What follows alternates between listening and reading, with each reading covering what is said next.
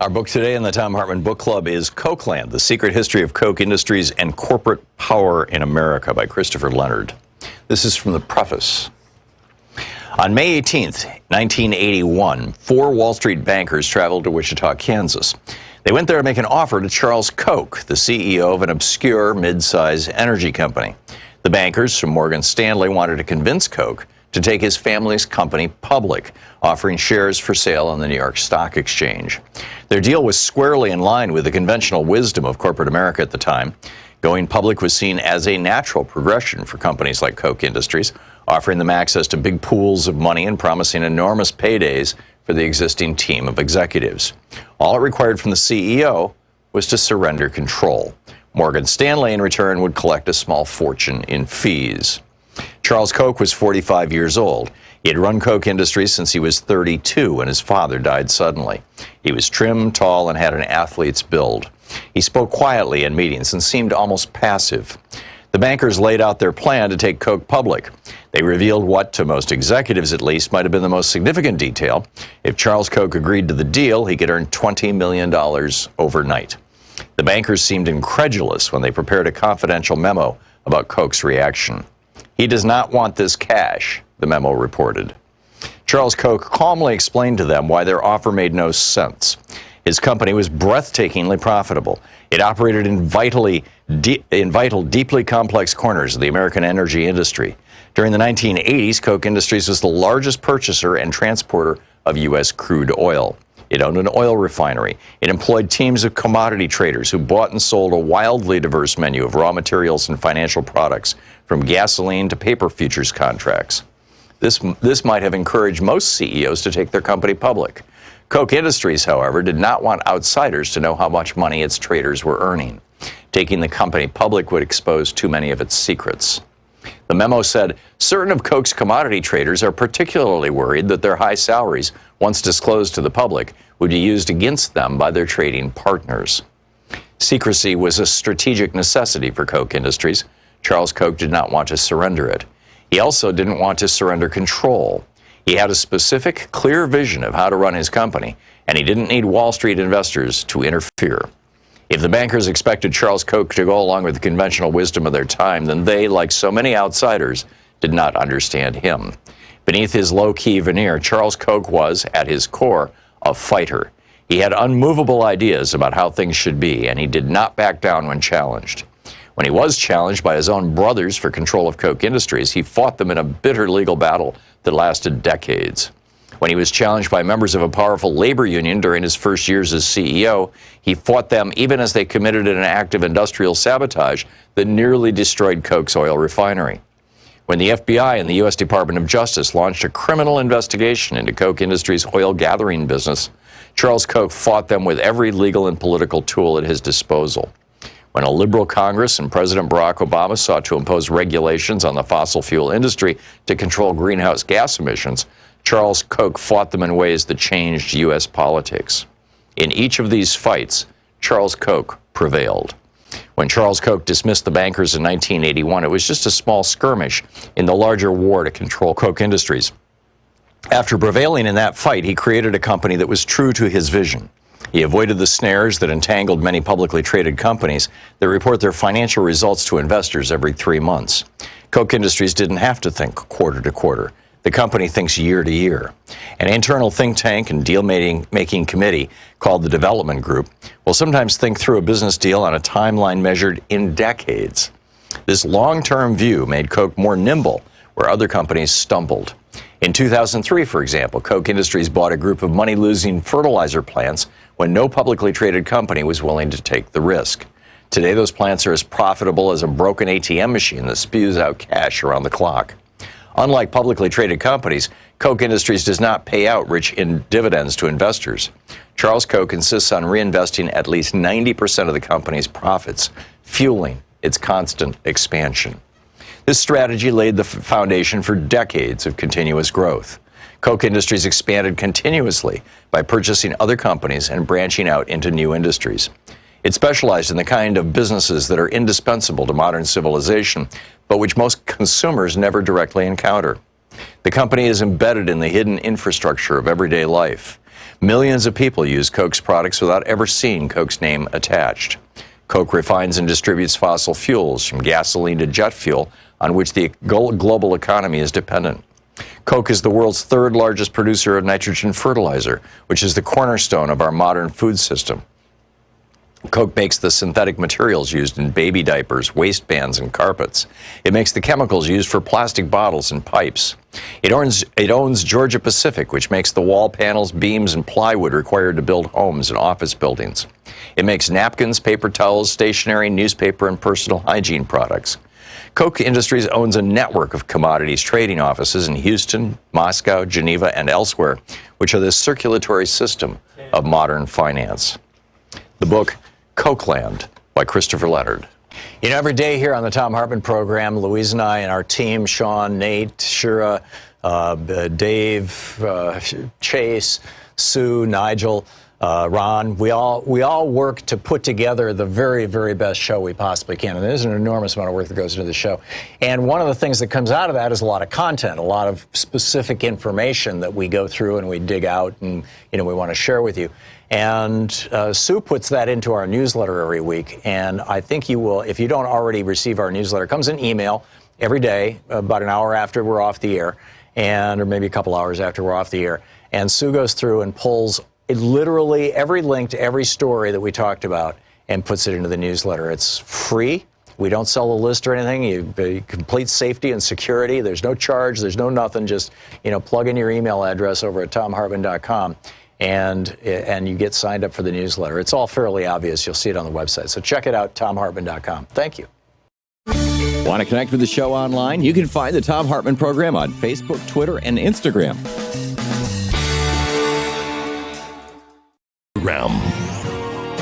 Good morning. Thom Hartmann here with you. I'm back. We survived the cruise. We didn't just survive we had a wonderful time on the cruise. Last night, the second of the two presidential debates. Fascinating stuff there. We want to talk about that and certainly get your calls on that. Randy Rhodes is going to stop by toward the end of this hour just briefly to say hello and give her thoughts on last night's debate. Interestingly, at the top of the next hour, Grover Norquist reached out and said he would like to offer some thoughts. That's going to be interesting. But mostly, what's your take? I'll share mine with you. First of all, this vacation was just absolutely wonderful. Louise and I had a marvelous time. I've been to Alaska before, but I've never played tourist there. And we had whales, all kinds of whales. Literally a whale 30 yards from our boat. Orcas, sea lions, sea otters, bears, eagles. An amazing train trip through this. I don't even know how to describe this massive valley. Glaciers. But I think the coolest thing was the community of people. It was so cool hanging out with and making new friends with people who are of like mind. And we made some wonderful friendships that we hope to stay in touch with. It was really, really a hoot. So anyhow, Tuesday night, one of the people in our group had gotten a larger room, a larger suite than the rest of us, and invited us all over to their suite. This couple. And so we all watched the first debate together. And then last night, of course, Louise and I were on an airplane. We got in about, 1 o'clock this morning. And so, we listened. I listened to the debate last night, mostly on my SiriusXM app on my phone using the Wi-Fi on the plane. And so, I might have missed some nuance. We've seen the TV reports this morning. But, I think I pretty much got it. It seems to me like, just some quick kind of above the line thoughts. One of the biggest winners, I think, of both nights' debates was Donald Trump. And I say that because if you think back to the Republican debates 4 years ago, they were constantly trashing Hillary Clinton. Everybody took every opportunity to trash Hillary Clinton, and which is what you do, right? You take on the opposition. There were a few people who took shots at Donald Trump, but it was almost like gratuitous rather than, any kind of detail or any kind of just, really going after him. And that I thought that was unfortunate. I thought, I get it.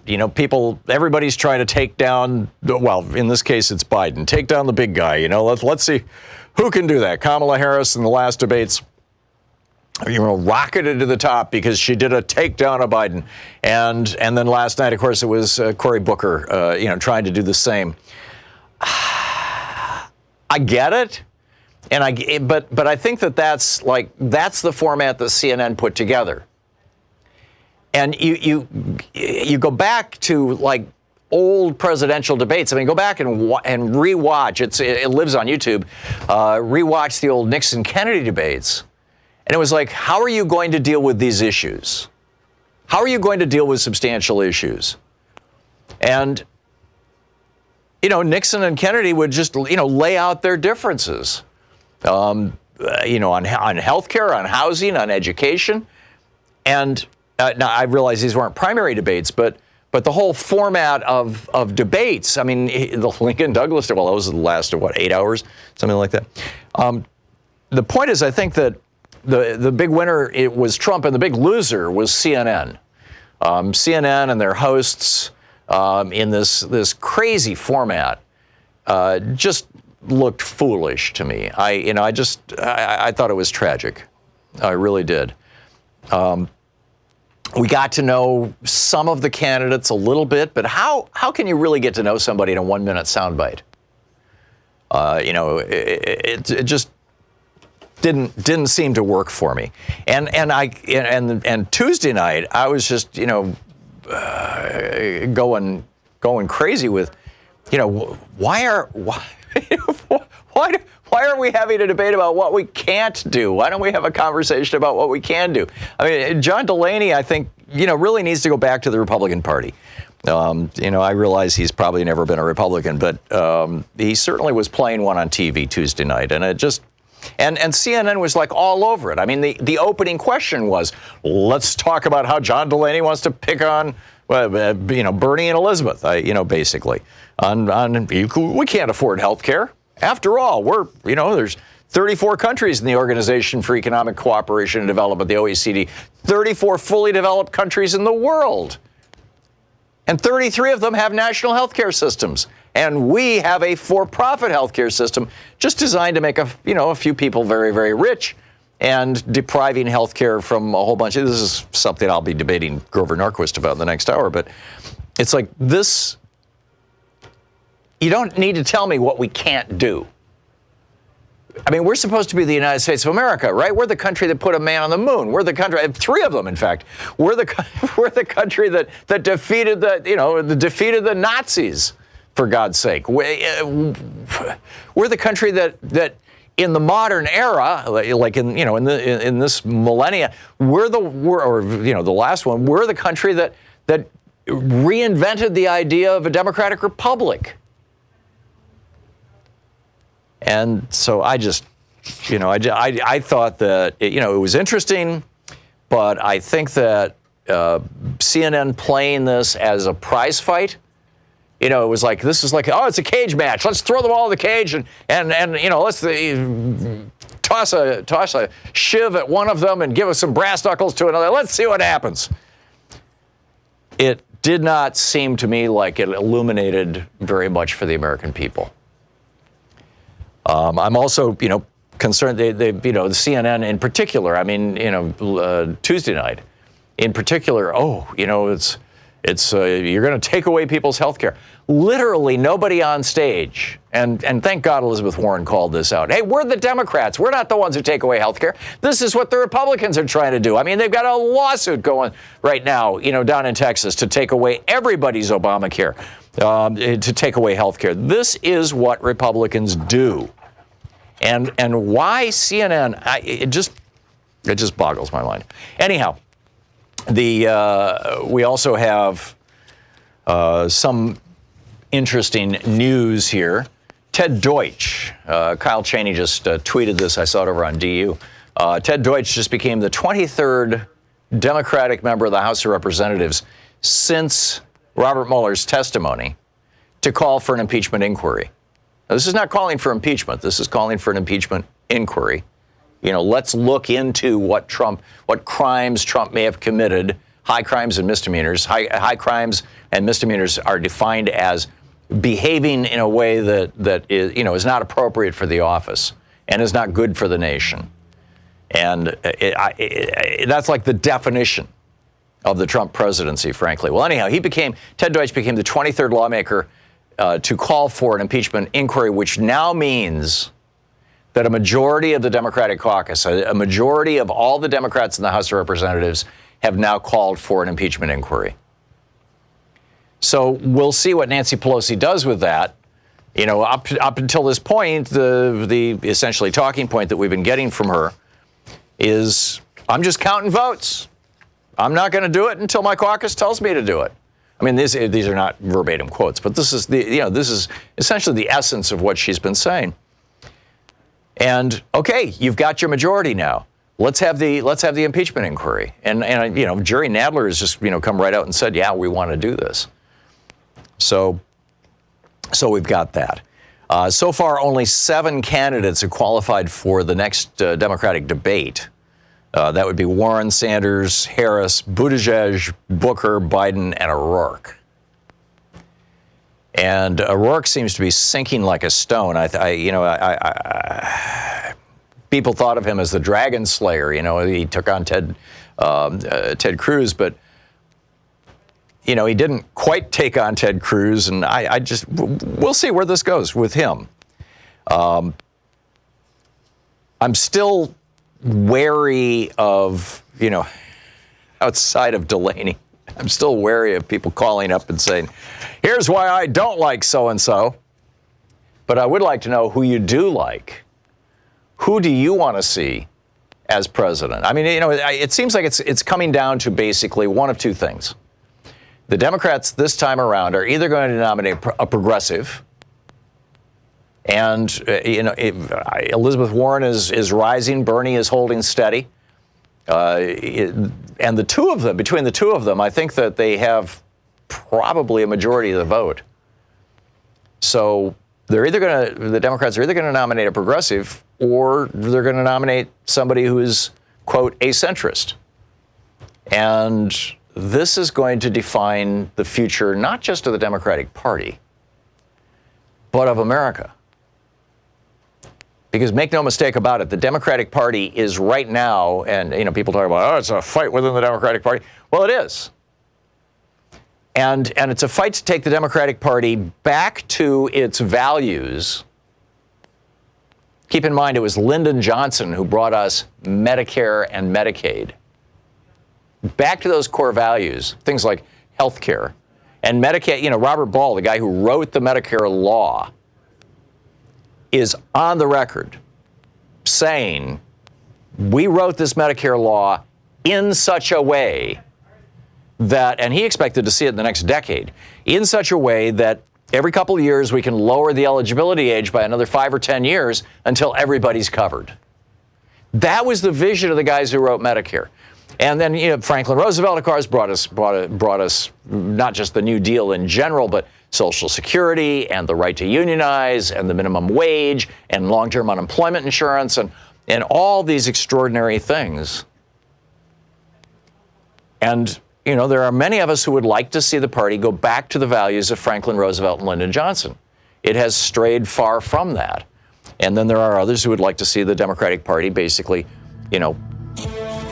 move forward in a, quote, centrist direction. And I understand the argument for that. The argument basically is that the Supreme Court has legalized purchasing of politicians. And because of that, it's going to be really hard to get stuff done because, there's so much money out there buying so many politicians, including Democrats. So we'll see where this all goes. We'll pick up your calls after this break. This is the Thom Hartmann Program. It's 18 minutes past the hour. Thom Hartmann here, back with you. Stick around. We'll be right back.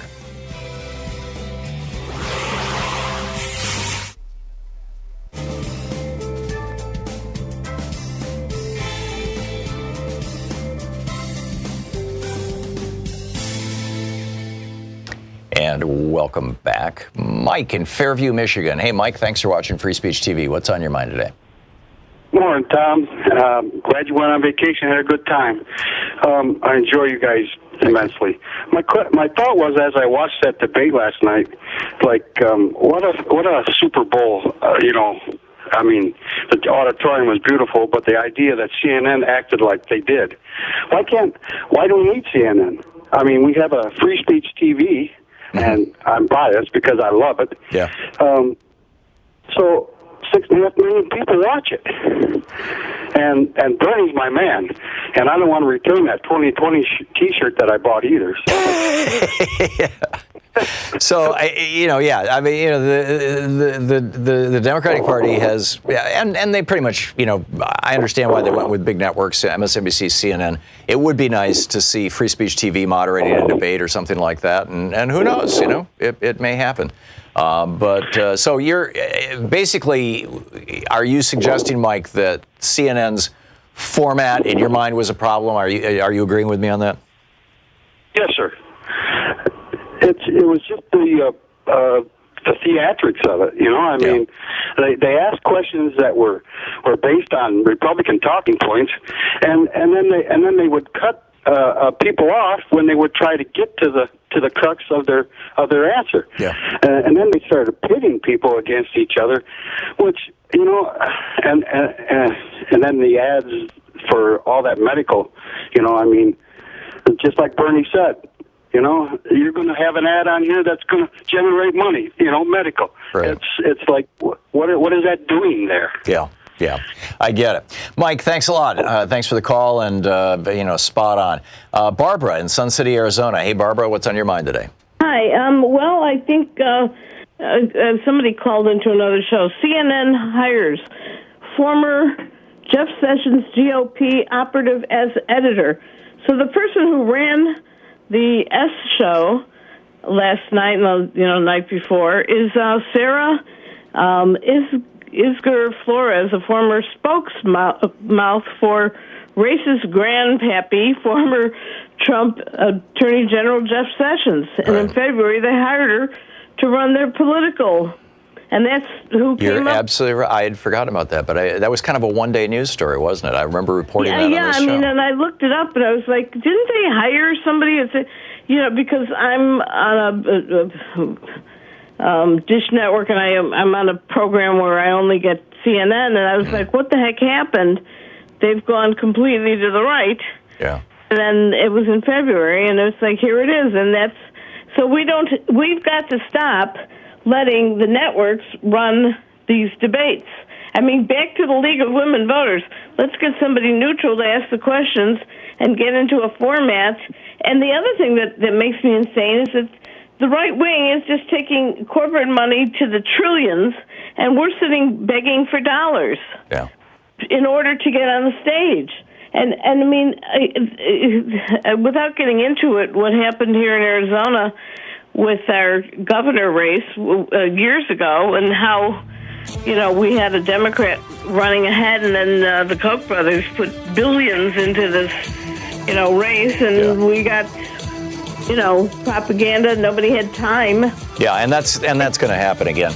And this is the problem. I mean, this is what the Supreme Court brought us. Barbara, thank you for the call. That was the League of Women Voters. What a brilliant suggestion. We'll be right back. It's 22 minutes and change past the hour.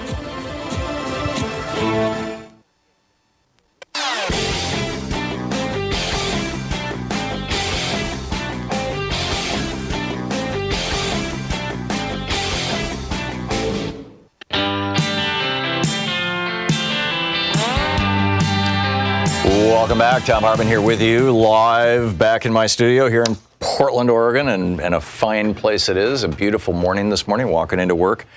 Barbara just called and made a suggestion that I thought was brilliant. Barbara from Sun City, she said, let's bring back the League of Women Voters. Now, probably a lot of people listening or watching don't remember the League of Women Voters. You got to be a certain age to remember when debates were moderated by the League of Women. I mean, CNN and MSNBC, I think in both cases, saw these debates as marketing opportunities for their networks, as opportunities to promote their hosts, to turn their stars into superstars. And it really should have been about the candidates, and it really should have been about the issues. And instead, it was about, let's have let's turn this into blood sport.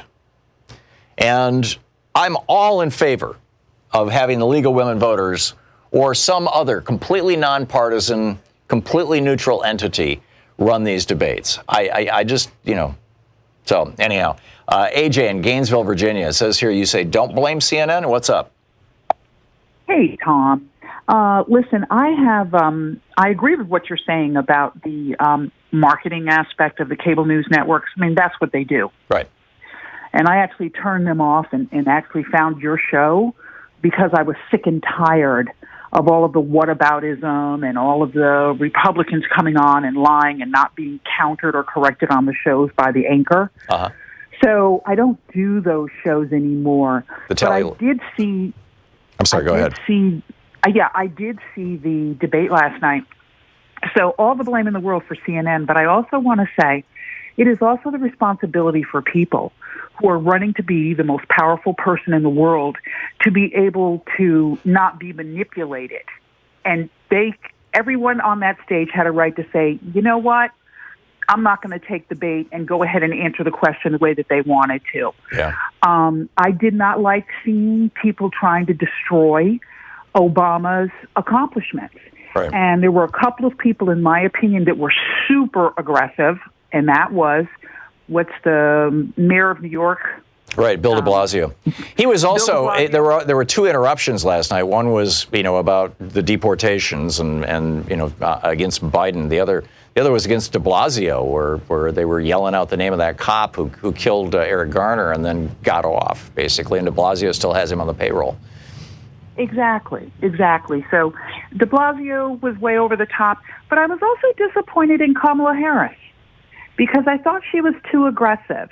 And I think what I want these folks to do, I understand that they want to be the last man standing. Well, it's not just that, AJ. I think that that aggressive part of that aggressive thing is trying to say I can take on Donald Trump. I can just imagine me doing this to Trump. That's what they're saying. Yeah, but see, here's the thing. Having seen the debates in 2016. Believe me, I have nightmares thinking about what Donald Trump would do to Kamala Harris. Okay? So I don't think it's about... How? What do you mean? Oh my gosh, some of the things that were brought up last night. He's going to go through her history and her record as Attorney General. He's going to do that with anybody. Yeah. And the Republicans are going to do that with anybody. And there's no, go ahead. But wait a minute, she's a woman. And she is actually from the demographic that he is the most critical of. Right. And that is an African-American woman. And you mean to tell me you don't think that he's going to, it doesn't matter with him. I absolutely think he's going to. Or smears. He's absolutely level. Yeah, AJ, he's absolutely going to do that. But he's going to do that with any of them, I think. It's AJ, thank you for the call. We'll be back. You're listening to the Thom Hartmann Program. Call 202-808-9925. I really think that we need to be motivated by hope, not fear, essentially, is what I was saying. We'll be back.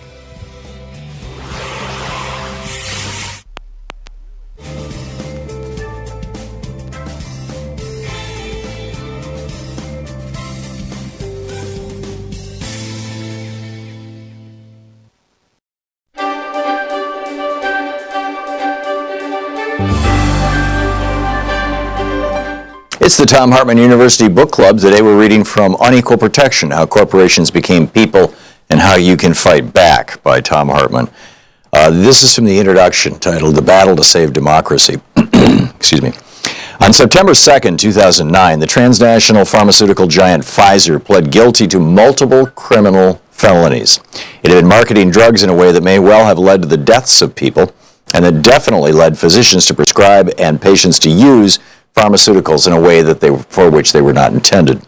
Because Pfizer is a corporation, a legal abstraction, really, it couldn't go to jail like fraudster Bernie Madoff or killer John Dillinger. Instead, it paid a $1.2 billion criminal fine to the U.S. government, the biggest in history, as well as an additional $1 billion in civil penalties. The total settlement was more than $2.3 billion, another record. None of Pfizer's executives, decision makers, stockholders, owners, or employees saw even 5 minutes of the inside of a police station or a jail. Most Americans don't even know about this huge and massive crime, nor do they know that the criminal never spent a day in jail. But they do know that in the autumn of 2004, Martha Stewart was convicted of lying to investigators about her sale of stock in another pharmaceutical company. Her crime cost nobody their life, but she famously was escorted off to a women's prison. Had she been a corporation instead of a human being, odds are there would not have even been an investigation. Yet over the past century, and particularly the past 40 years, corporations have repeatedly asserted that they are, in fact, persons, and therefore eligible for the human rights protections of the Bill of Rights. In 2009, the right-wing advocacy group Citizens United argued before the Supreme Court that they had the First Amendment right to free speech and to influence elections through the production and distribution of a slasher documentary designed to destroy Hillary Clinton's ability to win the Democratic nomination. Some political observers assert that they did this in part because they believed that a black man whose first name sounded like Osama and whose middle name was Hussein could never, ever possibly win against a Republican, no matter how poor a candidate they put up. In that, they were following on a 2003 case before the Supreme Court in which Nike claimed it had the First Amendment right to lie in its corporate marketing, a variation of the First Amendment right of free speech. Corporations haven't limited their grasp to the First Amendment. Pretty much any and virtually every amendment that could be used to further corporate interests has been fair game. As you'll learn in this book, in previous decades, a chemical company took to the Supreme Court a case asserting its Fourth Amendment right to privacy from the EPA, snooping into its illegal chemical discharges. Other corporations have asserted Fifth Amendment rights against self-incrimination, as well as asserting the 14th Amendment, passed after the Civil War to strip slavery from the Constitution, asserting that it protects their right against discrimination by a local community that doesn't want them building a toxic waste incinerator, commercial hog operations, or superstores. If this trend continues, it's probably just a matter of time before a corporation claims the Second Amendment right to bear arms anywhere, anytime, and your credit card company's bill collector shows up at your home with a sidearm. This legal situation is not only bizarre, but also quite the opposite of the visions for this country held by the founders of the nation and the framers of the Constitution. They were sufficiently worried about corporate power that they didn't even include in the Constitution the word corporation, intending instead that the states should tightly regulate corporate behavior, which the states did quite well until just after the Civil War. The American Revolution, you'll learn in this book, was in fact provoked by the misbehavior of a British corporation. Our nation was founded in an anti-corporate power fury. The most significant and oft-quoted precedent of the turning point of corporate power in America began just after the Civil War. It rested on a constitutional amendment successfully written and passed by a group of radical Republicans after the Civil War. That's what they called themselves, radical Republicans, to take slavery out of the Constitution.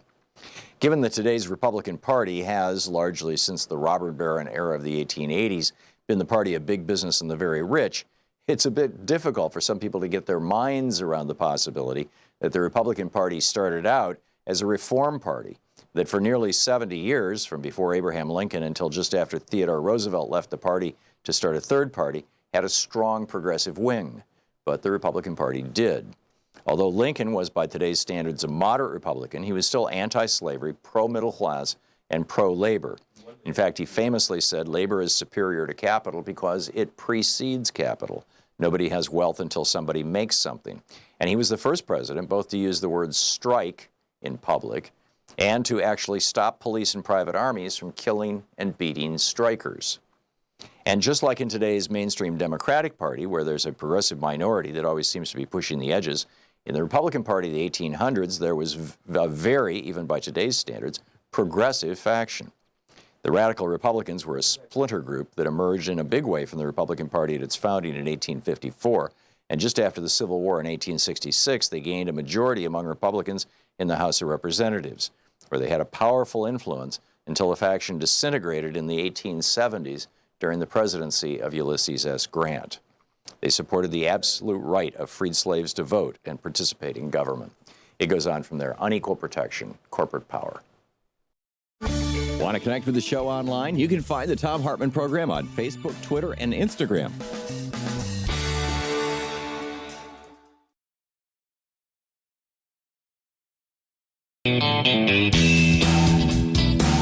Welcome back. Thom Hartmann here with you, and Rick in St. Paul, Minnesota. Hey, Rick, what's up? Yes, I have the same take, this circling firing squad. And by the way, I've been listening to your program. I'm happy it's around. Thank you. But yes, I agree. The circling firing squad, when everything Trump's got is enough to run on. I mean, they had the House and Senate, and they did nothing but accomplish giving money to the rich. They destroyed all the good stuff that Democrats stand for.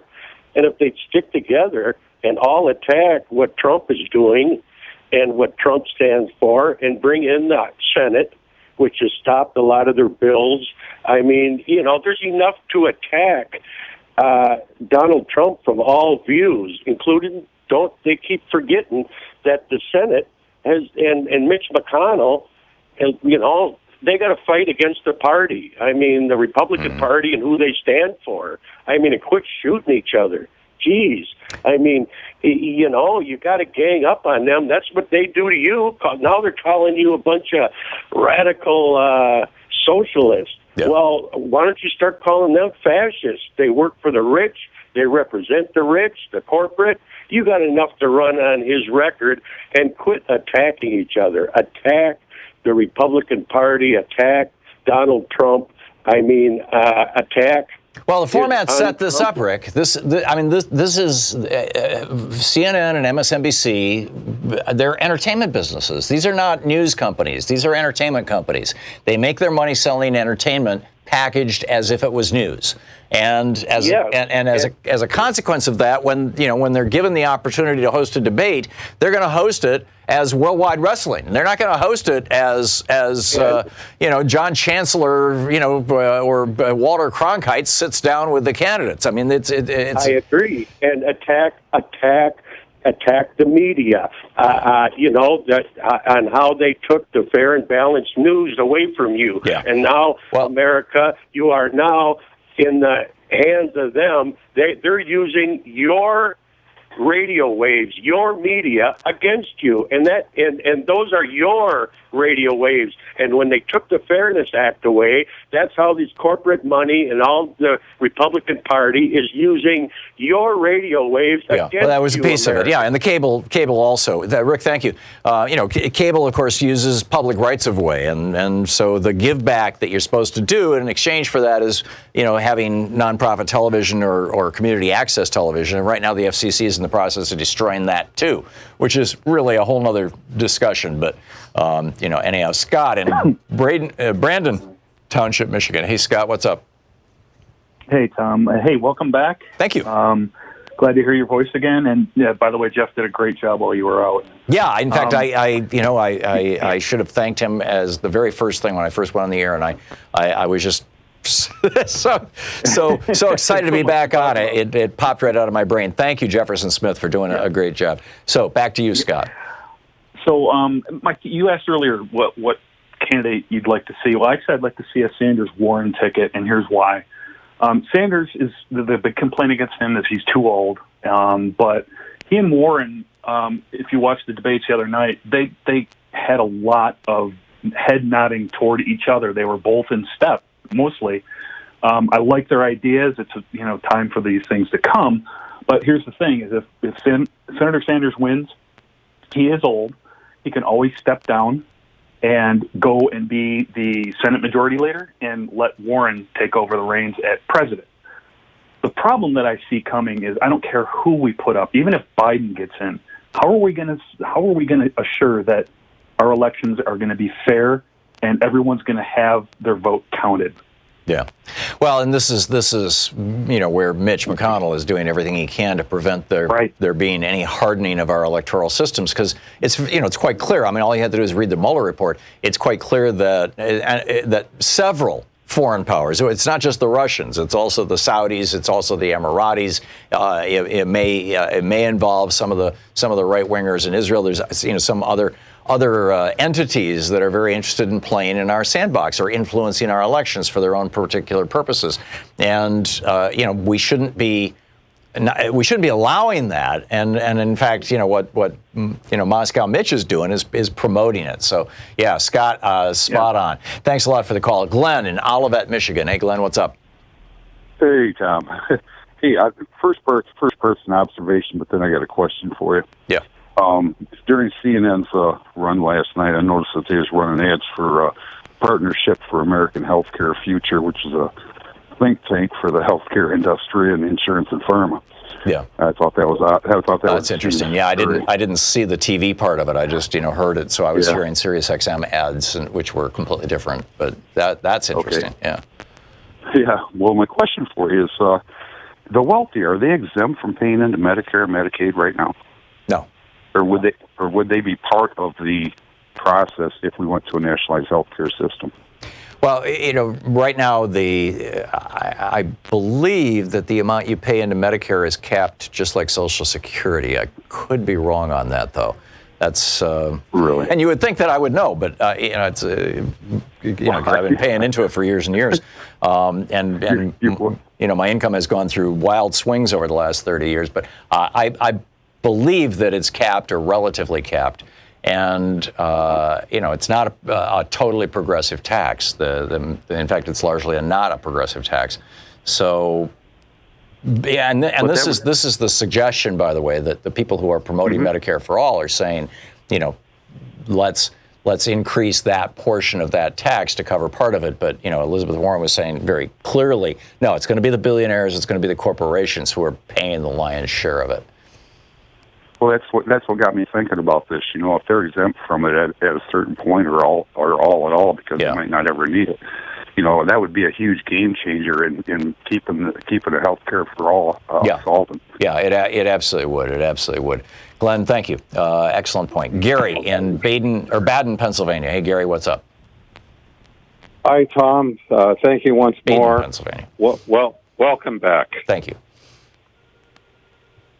The question I think that remains to be answered or even questioned at the core of it, until we figure out, the question is, what kind of country do we want moving forward? Yeah.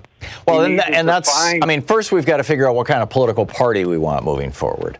And because the changes in the country come about as a consequence of changes in the parties, in the two major parties. We've seen the Republican Party move harder and harder to the right, more and more toward corporate fascism, and we've seen the Democratic Party also move, more and more toward the right. Now, I wouldn't say toward fascism, but move away from LBJ and away from FDR.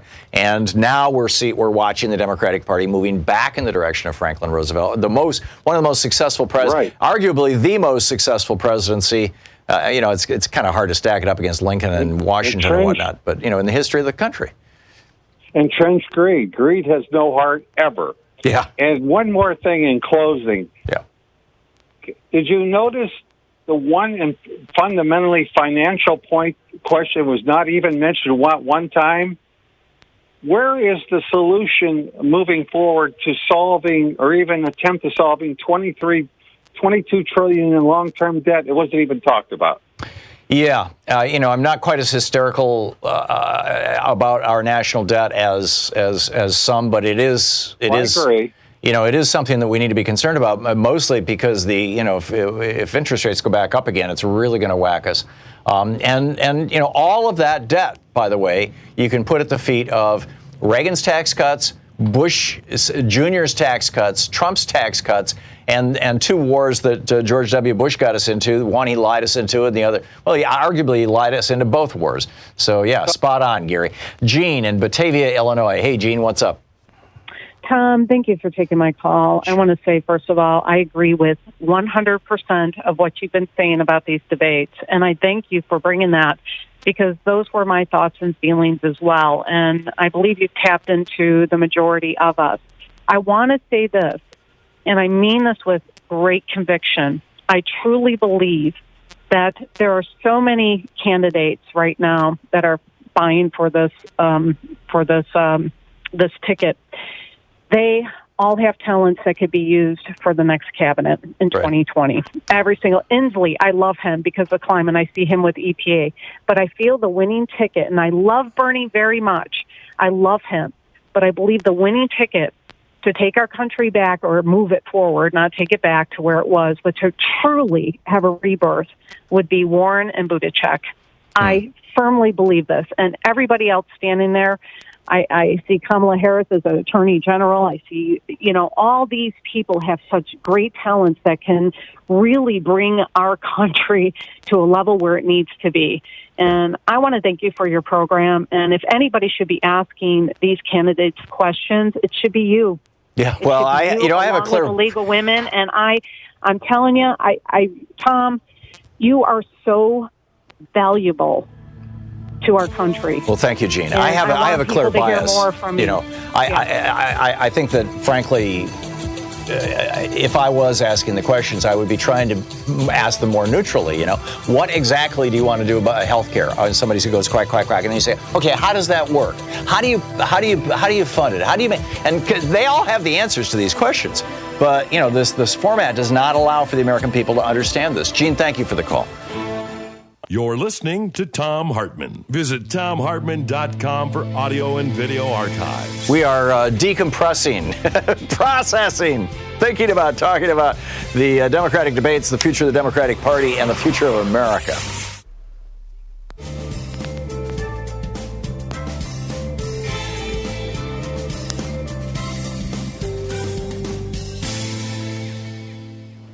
And welcome back. David in Woodland Hills, California. Hey, David, thanks for listening to KPFK. What's on your mind?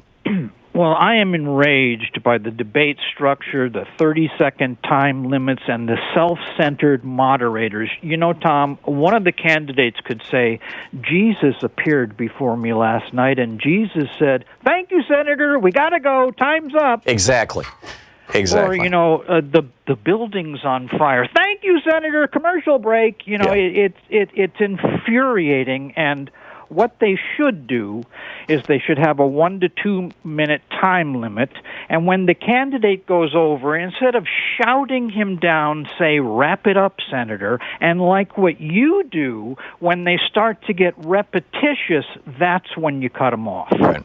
Yeah. And this is not all that complex, and we've done this for years and years, and I would even give 3 or 4 minutes. I mean, let's have some in-depth conversations. We're talking about the future of America. We're talking about, in many ways, the future of the entire planet. And it's being reduced to 30 and 60-second sound bites. Right when they get to the heart of what they're trying to say, these people are shouting them down. Yeah, it's just wrong. I'm with you, David. Totally with you. Thank you. Janet in Seattle. Hey, Janet, your thoughts? Janet? That's you. You're on the air, Janet. Okay, great. Only you need to pick up your phone. Say how much. Janet, I'm going to have to put you back on hold because I can't hear you. It sounds like you're using a speakerphone or you're sitting in the bathroom.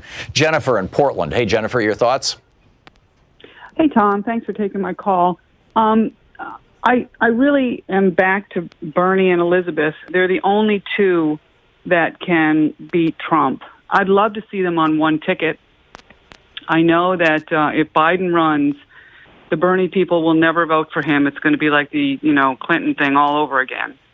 And when you look at those two, I like what the other woman said about the cabinet positions because Bernie and Elizabeth they are incorruptible. Yes. If any executive from any pharma, oil walks into their office, they won't even open the door. Yeah.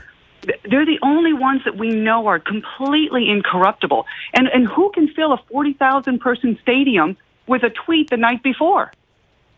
I just think that if we don't do those two and get them to be on the same ticket somehow, that we're going to lose.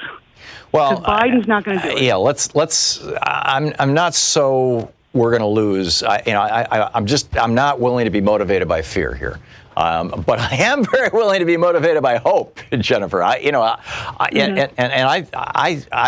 agree with you that Bernie and Elizabeth are incorruptible. I think they're extraordinary candidates.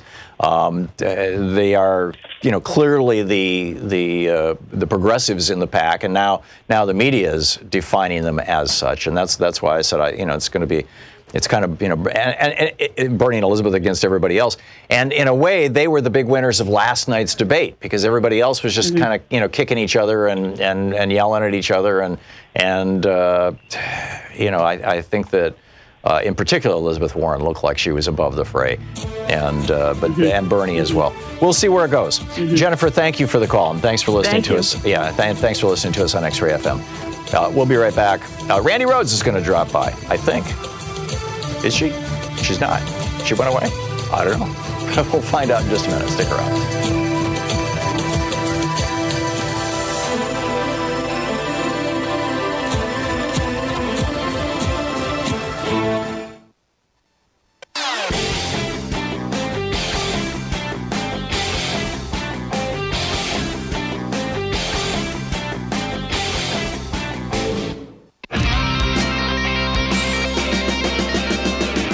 Welcome back. Thom Hartmann here with you.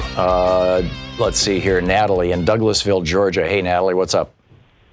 Hi, how are you doing, Mr. Hartmann? I am alive and kicking. Good. I wanted to respond to someone AJ had said about Kamala Harris not being able to debate because she's a woman. I think that is just totally wrong, because I think because of her being a woman and a black woman, being one myself, we had to endure a lot of stuff. So I guess that spirited word of mean black or angry black woman, I think would actually work in a debate against Trump, and it probably will tie his tongue a lot and make him look pretty stupid. Well, Natalie, if I forgive my interrupting you, but we've got Randy Rhodes on the line. I want to hop right over to her in just a second, but I did want to make this one point.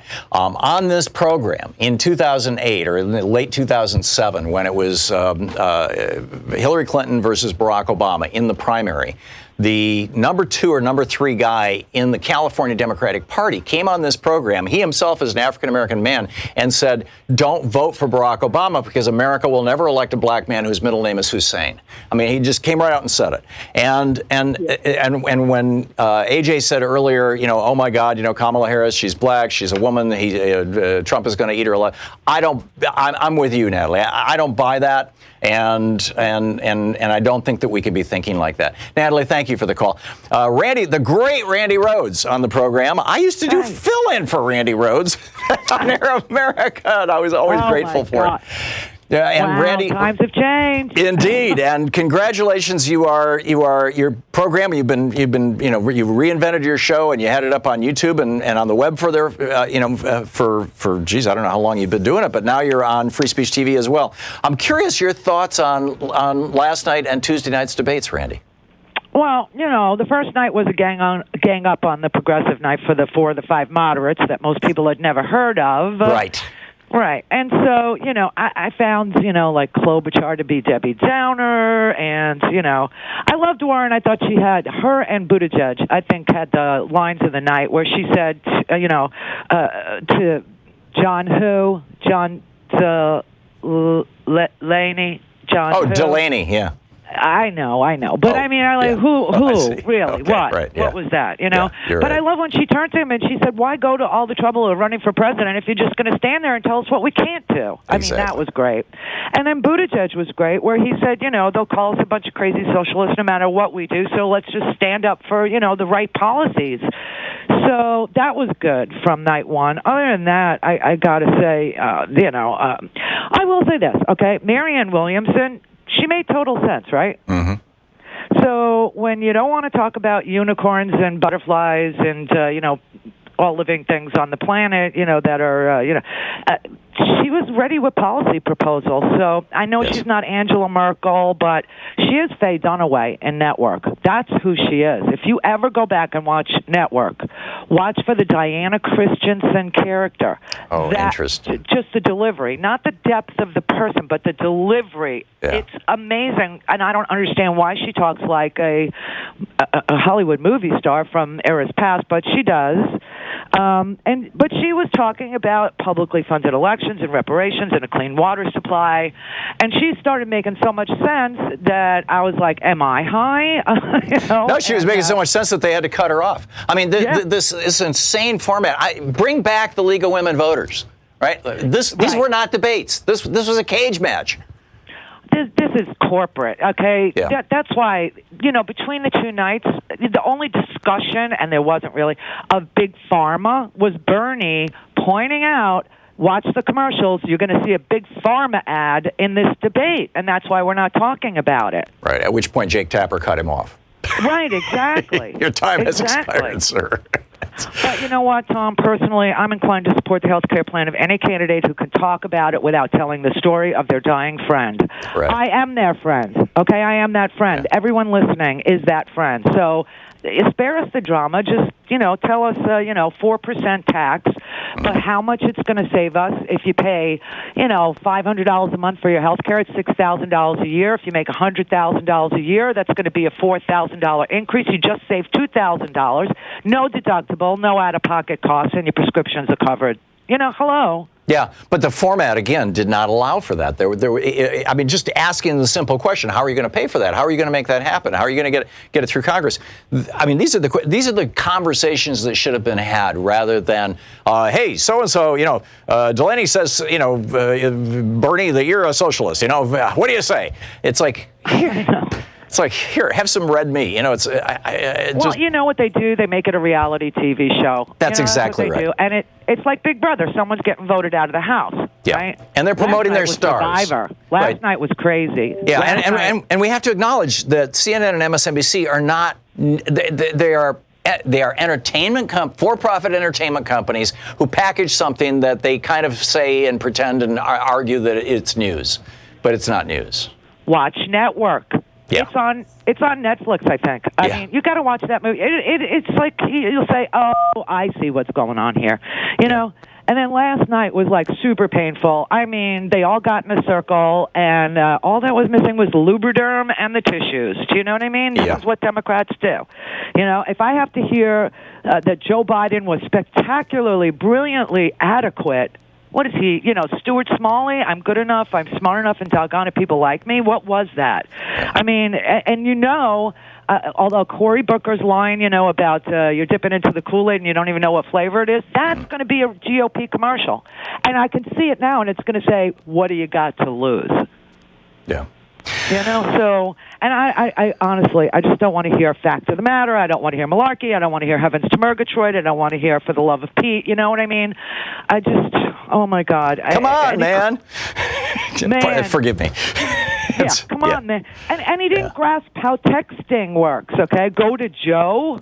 Yeah, well, I think people are going to cut him some slack. But the bottom line, Randy, is I think both of us would vote for Joe Biden if he was the nominee. I mean, look at the alternative. For the person who does my nails over Donald Trump, okay? Yeah, I said, if they can figure out how to vote for Biden's shoelaces. I would vote for Jill Biden, okay? It doesn't matter. I would vote for a moisturized Richard Nixon if they could figure out. I hear you. Oh man, Randy Rhodes, the great Randy Rhodes. She's on Free Speech TV now, as well as all over the internet and everything else. Hey! Before you cut me off, thank you, Tom, for Free Speech TV. Oh, thank you for becoming part of Free Speech TV, Randy. It is wonderful. Right after my show, Randy Rhodes. Thank you, Randy. Love you. Love you too. We'll be back. You're listening to Thom Hartmann.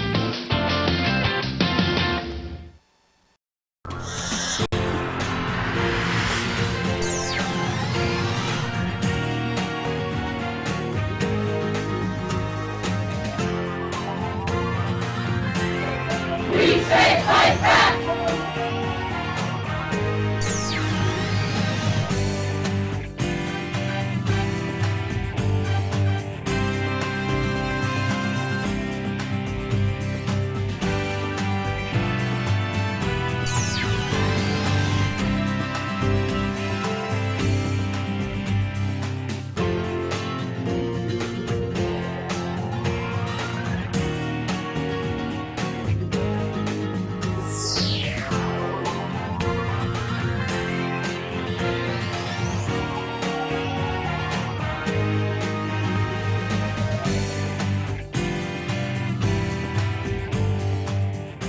every day here on the Thom Hartmann Program, Louise and I and our team, Sean, Nate, Shira, Dave, Chase, Sue, Nigel, Ron, we all work to put together the very, very best show we possibly can. And there's an enormous amount of work that goes into the show. And one of the things that comes out of that is a lot of content, a lot of specific information that we go through and we dig out and, we want to share with you.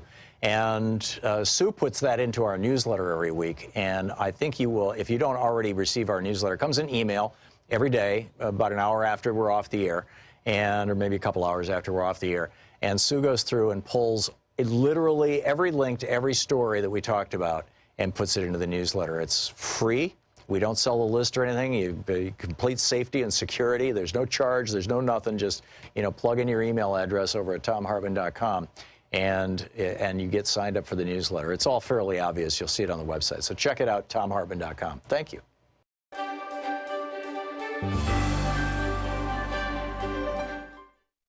The Thom Hartmann University Book Club. Today we're reading from Alexis de Tocqueville's Democracy in America. This is an 1856 first English translation edition of this author.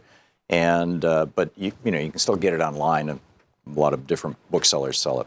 This is from chapter 11. What sort of despotism democratic nations have to fear?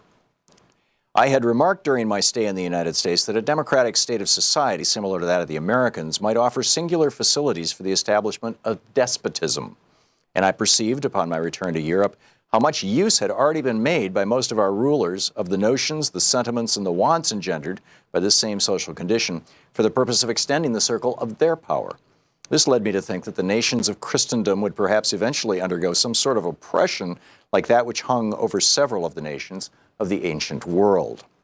But it would seem that if despotism were to be established among the democratic nations of our days, it might assume a different character, different from the Roman Empire, for example. It might be more extensive and more mild. It would degrade men without tormenting them.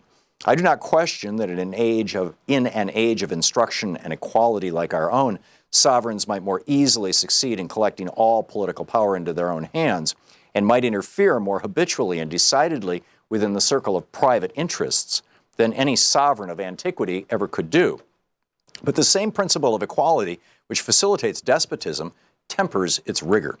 When no member of the community has much power or much wealth, tyranny is, as it were, without opportunities or a field of action.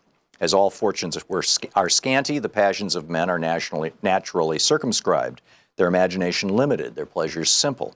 This universal moderation moderates the sovereign himself and checks within certain limits the inordinate stretch of his own desires. Independently of these reasons, drawn from the nature of the state of society itself, I might add many others arising from causes beyond my subject, but I shall keep within the limits I have laid down to myself. Democratic governments may become violent and even cruel at certain periods of extreme effervescence or of great danger. Excuse me, think of George Bush and 9/11. But these crises will be rare and brief.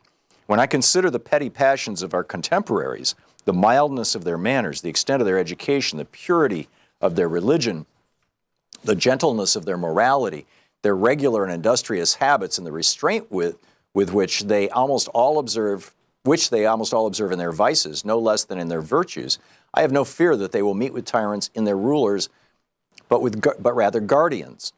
I think then that the species of oppression by which democratic nations are menaced is unlike anything that ever existed before in our world. Our contemporaries will find no prototype of it in their memories. I am trying myself to choose an expression which will accurately convey the whole of the idea I have formed of it, but in vain. The old words, despotism and tyranny, are inappropriate. The thing itself is new, and since I cannot name it, I must attempt to define it. I seek to trace the novel features under which despotism may appear in the world. The first thing that strikes the observation is an immutable multitude of men, all equal and alike, incessantly endeavoring to procure the petty and paltry pleasures with which they glut their lives. Think now of a television society. Each of them, living apart, is as a stranger to the fate of all the rest. His children and his private friends constitute to him the whole of mankind. As for the rest of his fellow citizens, he is close to them, but he sees them not. He touches them, but he feels them not. He exists, but in himself and for himself alone. And if his kindred still remain to him, he may be said at any rate to have lost his country. Above this race of men stands an immense and tutelary power, which takes upon itself alone to secure their gratifications and to watch over their fate. Facebook? That power is absolute, minute, regular, provident, and mild. It would be like the authority of a parent if, like that authority, its object was to prepare men for manhood, but it seeks, on the contrary, to keep them in perpetual childhood. It is well content that people should rejoice, providing that they think of nothing but rejoicing. For their happiness, such a government willingly labors, but it chooses to be the sole agent and only arbiter of that happiness. It provides for their security, foresees and supplies their necessities, facilitates their pleasures, manages their principal concerns, directs their industry, regulates the descent of property, and subdivides their inheritances. What remains but to spare them all the care of thinking and all the trouble of living? Thus, it every day renders the exercise of the free agency of man less useful and less frequent.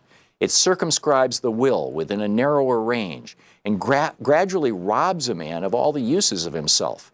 The principle of equality has prepared men for these things.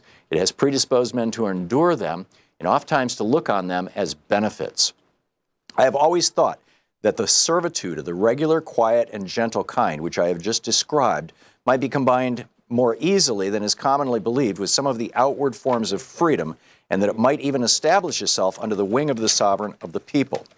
Our contemporaries are constantly excited by two conflicting passions. They want to be led, and they wish to remain free. As they cannot destroy either one or the other of these contrary propensities, they strive to satisfy them both at once. They devise a sole, tutelary, and all-powerful form of government, but elected by the people. They combine the principle of centralization and that of popular sovereignty. This gives them a respite. They console themselves for being in tutelage by the reflection that they have chosen their own guardians. And it continues. It's a brilliant book. A Democracy in America by de Tocqueville. Want to connect with the show online? You can find the Thom Hartmann Program on Facebook, Twitter, and Instagram.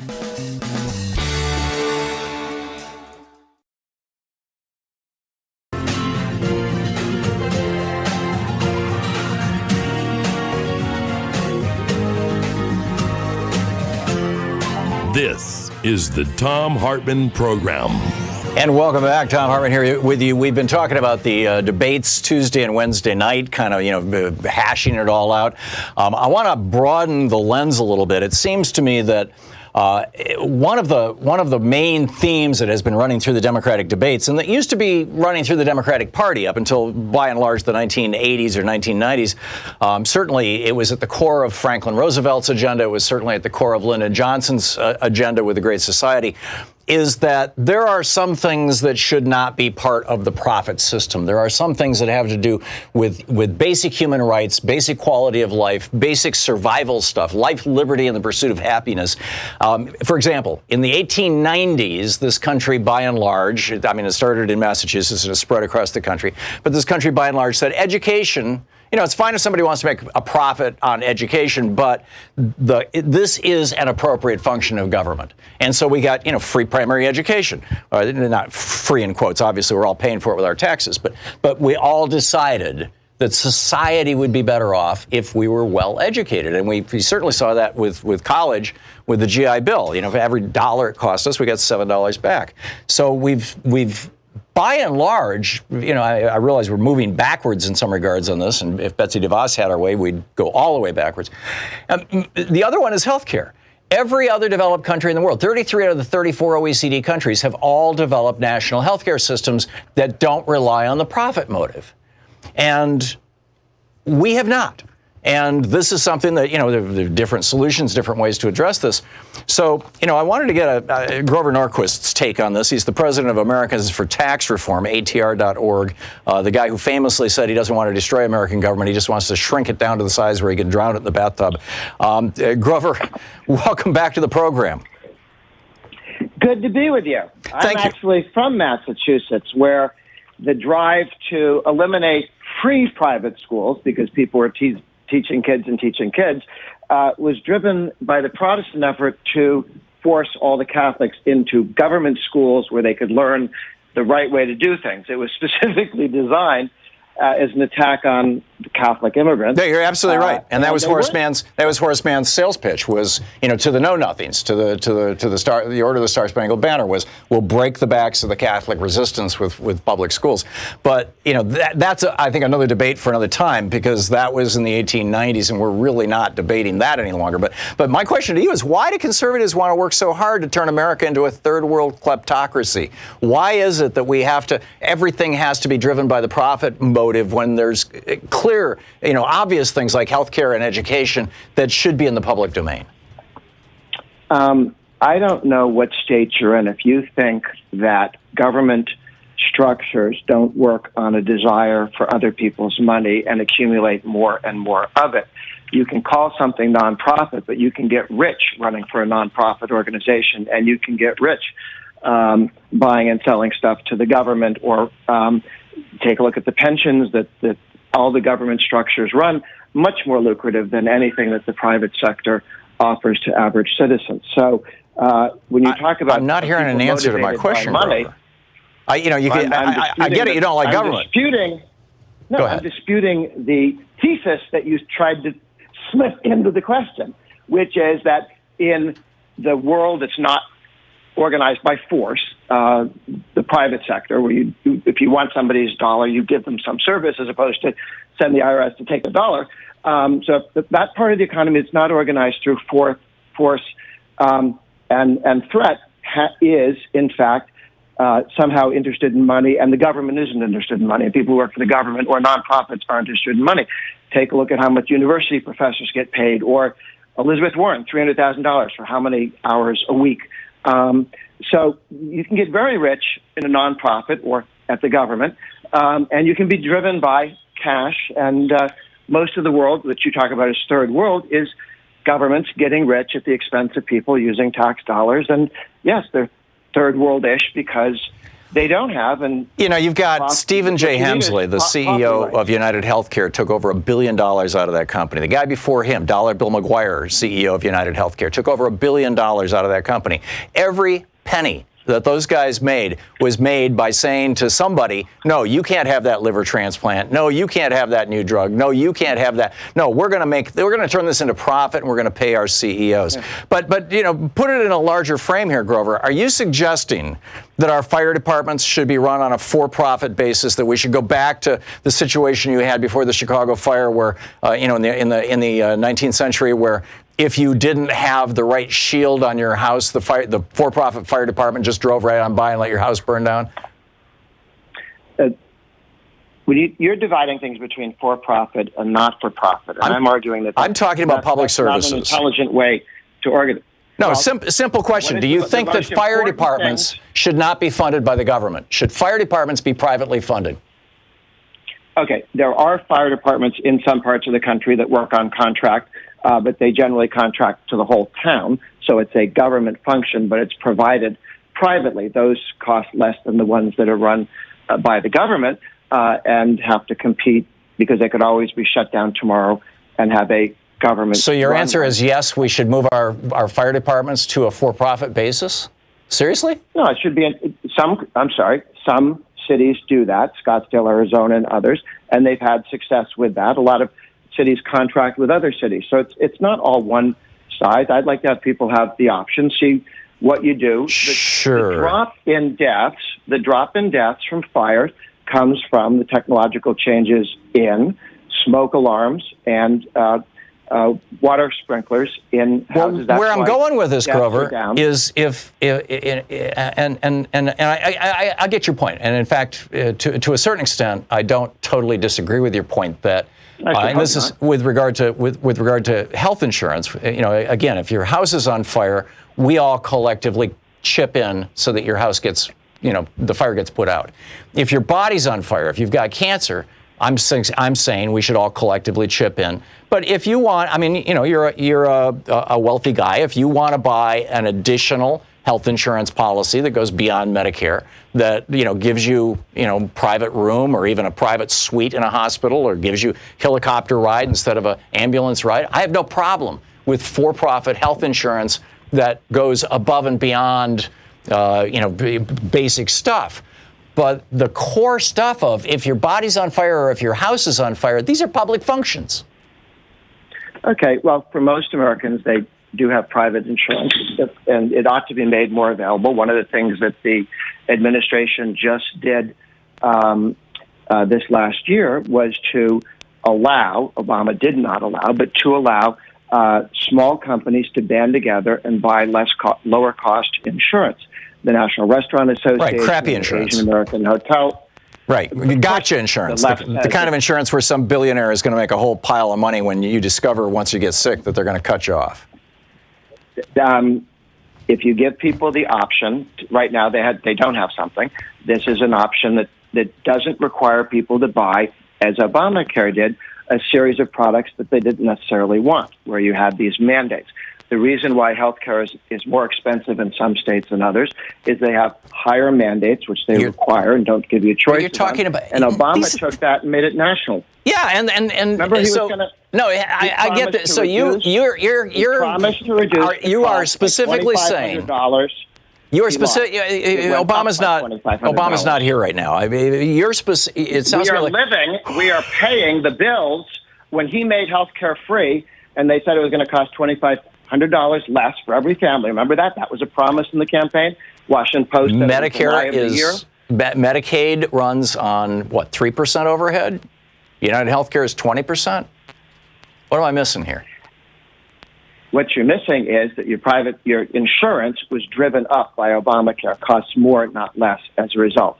And that is a challenge. I think the insurance was driven up by the profit motive, and that's my argument against essentially Obamacare and in favor of a national health care system. I mean, the 33 out of the 34 most developed countries in the world have figured this out. Why can't we? I mean, my original question to you, why do conservatives work so hard to turn America into a third world kleptocracy? Okay. Well, I'm arguing that if something's important, like farms, you can either have the Soviet system, where the government has a nonprofit system of everybody works on collectives and then starves from time to time.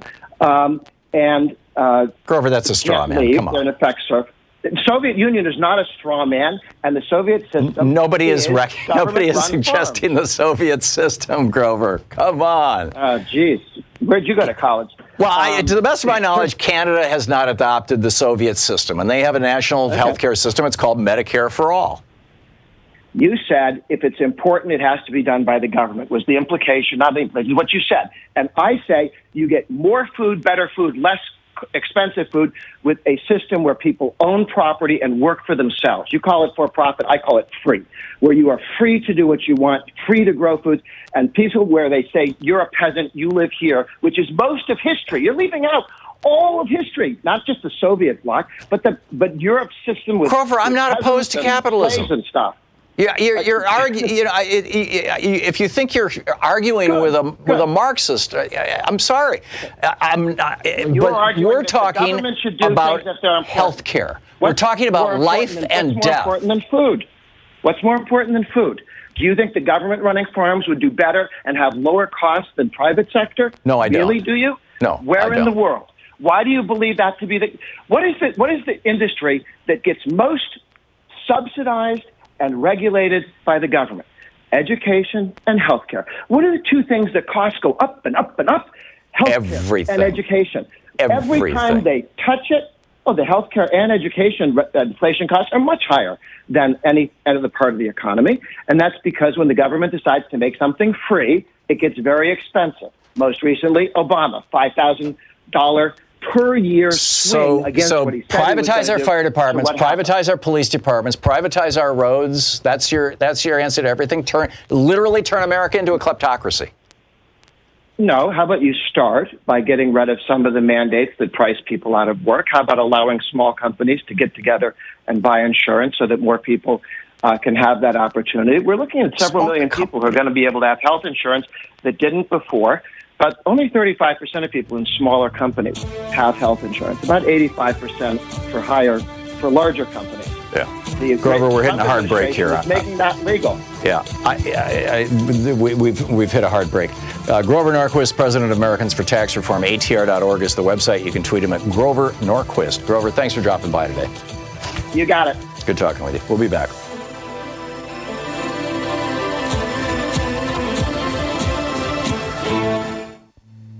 This is the Thom Hartmann Program. I continue to wonder why conservatives are working so hard to turn America into a third world country. We'll be back with your thoughts on the debates right after this.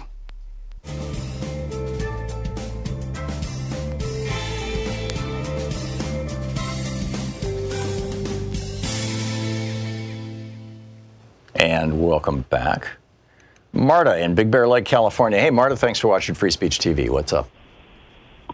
Well, I want to differentiate between the circular firing squad and a really fierce discussion on the issues and the candidates' records on the issues. Because I think, we all know that, or we should know that candidates sometimes make promises that they don't necessarily keep once they get into office. And if we're not really honest in our criticism, then we end up voting on identity and meaning, race and gender. And what I also don't understand is, when people say that Bernie is too old. And of course, like you say, FDR was perhaps our greatest president. He was older. He had serious health conditions. Right. Well, he smoked his whole entire life, and he had polio. Those two things got him. And I think Trump is winning on economics. I listened to his speeches in 2016. There was racism. There was anti-immigration, beliefs, but and statements. But we're not talking to the middle class. If he's talking about, the Democrats just want to tax you, and I think I told you before, I asked Republicans, why did you vote for Trump? And one of them said, look, I have a small business, and I pay 35% in taxes. And another one said, the Democrats are talking about which sex gets to use which bathroom. They're not talking about my family. And just because somebody makes $75,000 a year doesn't mean that they didn't lose 2 or 3 houses in the recession when the banks, took those homes, and feeling like Obama didn't do very much to help them. So economics is extremely important. If we just talk about identity and vote on identity, we will lose, and we deserve to lose. What do you think? I agree. I think that we have to talk about economics. It's a really, really big deal. Thank you, Marta. Maverick in Edmonds, Washington. Hey, Maverick, what's up? Hey, Tom, welcome back. I hope you had a good time on your trip. We did. It was wonderful. So, real quick, news item you might have missed, which you reminded me of when you mentioned Richard Nixon, a reconstituted version who you'd rather have for president. Yeah. I think a Trout would be a better president than that orange troglodyte that we have. But yeah, and now that the tape of Nixon and Reagan out, slurring African leaders at the United Nations, I think I had to withdraw my "I would vote for Richard Nixon." I would just sit out that election. But anyway. And you know what? Yeah. That's what I wanted to mention. 'Cause I didn't know if you got that or not. But there's just another brick in the wall of evidence that the Republican Party has been and continues to be a party of racism, hatred, and division. Yes. Which, in my opinion, is by definition un-American. And the Sacramento Bee called him out. I mean, it's just an absolutely brilliant editorial in the Sacramento Bee today, or maybe it was yesterday. Yeah. Well, you got me off topic a little bit. I wanted to talk about last night's debate. Oh, geez. Well, you got 10 seconds, Maverick. Go for it. All right. Jay Inslee's starting to look strong, and I hope that never mind. I don't understand what the popularity of Biden is. I wish somebody could explain that. Okay. Well, I think it's that he was vice president to a very, very popular President Barack Obama for 8 years. And he comes across as a nice guy. Maverick, thank you.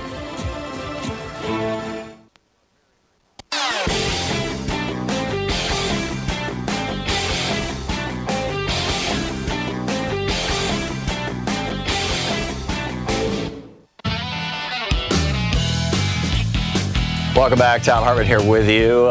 Janet in Seattle. Hey, Janet, your thoughts on the debates? Yes, thank you. I'm glad to talk with you.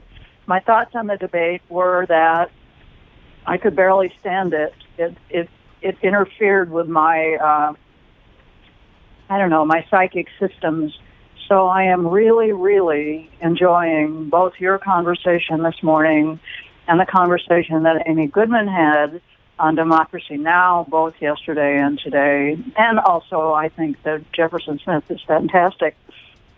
But I'd like to introduce a new word into these arguments. I would like to introduce Trumpist and Trumpism as just simply a very easily recognizable entity. They identify themselves as Trumpists. It's not something that they would react to negatively. He has obliterated the word racist. It's totally useless in any conversation. But Trumpist is something that they wear on their heads. Mm-hmm. You can tell who a Trumpist is. Right, with their MAGA hats. What their philosophy is. Yeah. So if the rest of us are not Trumpists, it's time that we recognize ourselves. Whenever we're walking down the street, we should remember we are more than they are. Yeah, I'm with you, and I think America is waking up. I really do. Janet, thank you for the call. Jennifer in Stillwater, Minnesota, listening on AM 950. Hey, Jennifer, what's up? Hi, Tom. I'm really glad you had a great time in Alaska. My brother's lived there since 1997, and it's spectacular. Yeah, really beautiful state. Yeah, did you go to Juneau? He lives in Juneau. Yes, we were in Juneau. Yeah. Louise and I walked all over the town, in fact. Yep, he used to live in Ketchikan, too, and you were probably there as well. Yes, we were. Yeah, so I met you at the bookstore in St. Paul. I was the one in the Bernie T-shirt with blonde hair. Okay. Yeah, that talked to you about Amy Klobuchar and how she's giving, you always talk about Moscow Mitch and Oleg Deripaska and how they're putting in the aluminum plant in Kentucky, right? From Rusal. Well, Amy Klobuchar is putting in, she's getting rid of 6,700 acres of our Superior National Forest, giving it to Glencore Polymet, and the biggest investor in that is Oleg Deripaska. Very good. So, yeah, and I just wanted to say about the debates that Bernie and Elizabeth won again. They did great. I hated how CNN kept cutting off Elizabeth in particular. When she would just get into her point, they would cut her off. Mm-hmm. I just wanted to say that, I listened to Stephanie Miller in the morning, and I absolutely love her coverage of the Republicans, and she does the best coverage of Russia stuff. But, if you're about to pick on Stephanie, Jennifer, let me just stop you right there. I'm not. I'm just going to say that I wish that we were allowed. I agree with Marta to talk more about the differences between candidates during the primaries. And I just wanted to say that Bernie is only 1 year older than Joe Biden. Yeah. People need to go to Wikipedia and see that, because Bernie is 77 and Biden is 76. Yeah. So. Yep, and Trump is what, 73? Yes. 70. Yeah. So they're all septuagenarians, I think is the word. Right, Jennifer, Bernie's super healthy. Yeah, there you go. Bernie runs through airports. I mean, it's and so anyway, we'll be back. We'll continue the conversation after this short break. Stick around. You're listening to the Thom Hartmann Program. Call 202-808-9925. Occupying the media 3 hours a day, 5 days a week, right here. It's the Thom Hartmann Program.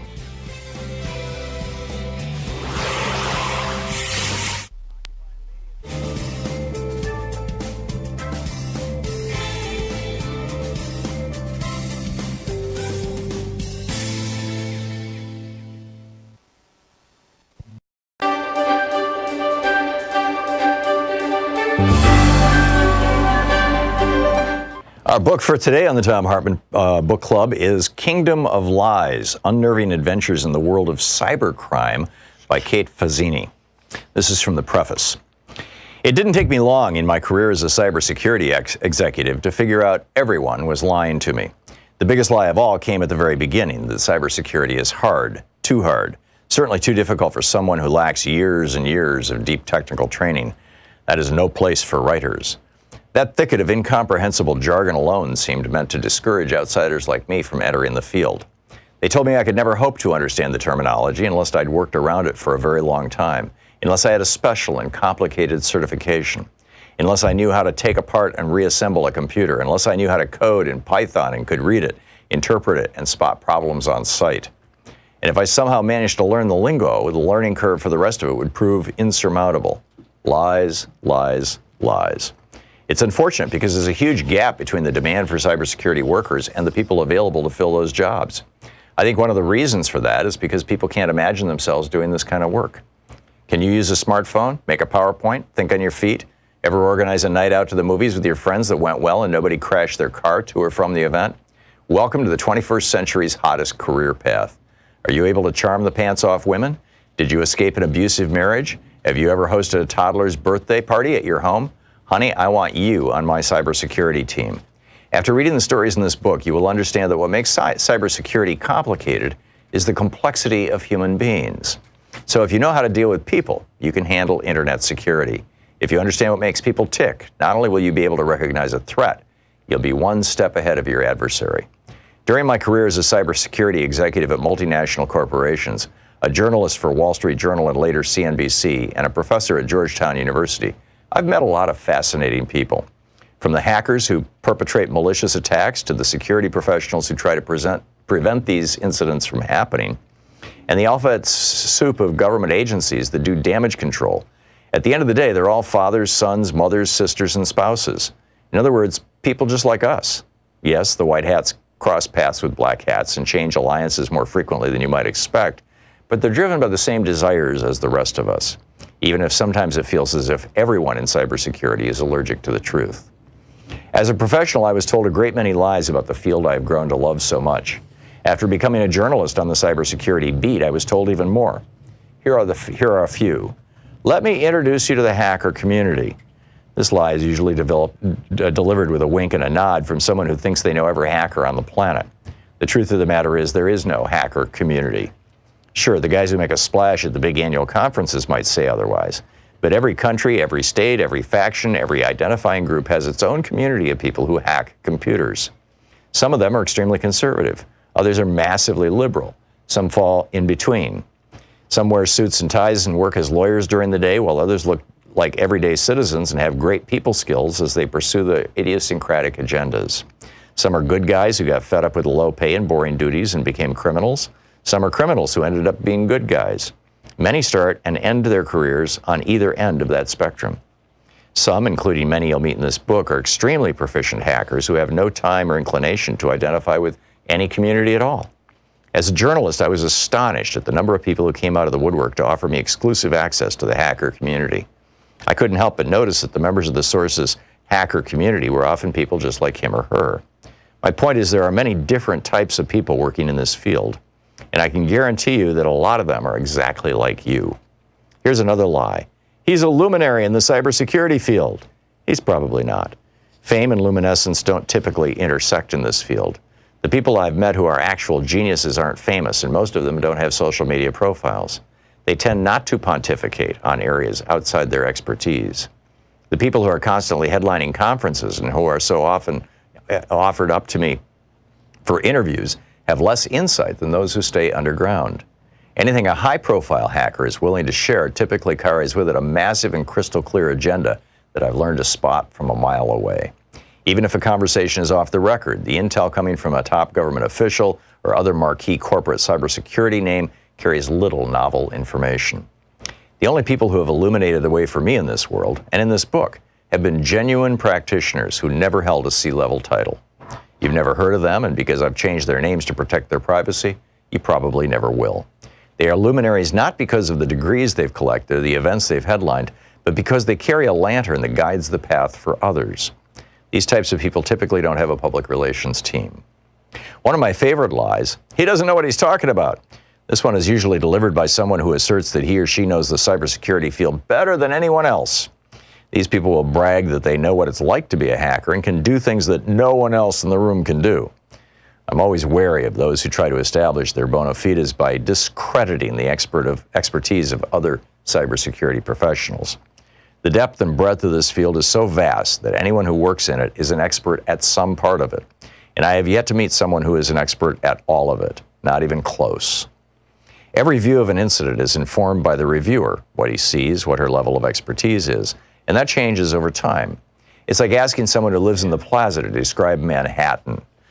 The book is Kingdom of Lies by Kate Fazzini. Want to connect with the show online? You can find the Thom Hartmann Program on Facebook, Twitter, and Instagram.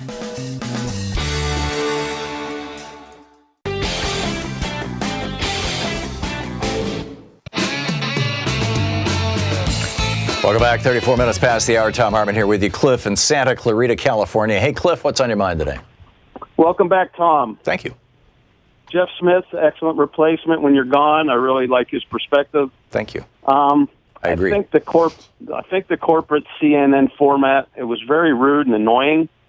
I don't really know how they got the chance to do this, but it's just really annoying the way they cut the candidates off. 60 seconds isn't adequate time for proper responses in many of the instances, and they just, they cut off the topic. And but the main topic is why I'm calling is why not one of the candidates during these recent debates or the first debates brought up the national debt.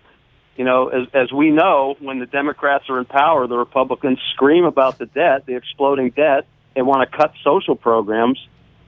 But when they're in power, they're completely silent. I don't understand why none of the candidates were bringing up this $22 trillion debt. I think the answer is not so much that none of the candidates brought it up, but that CNN decided that wasn't an issue for the Democrats. I mean, and again, this is why it's like I'm so with, I think it was Barbara who called earlier and said, bring back the League of Women Voters.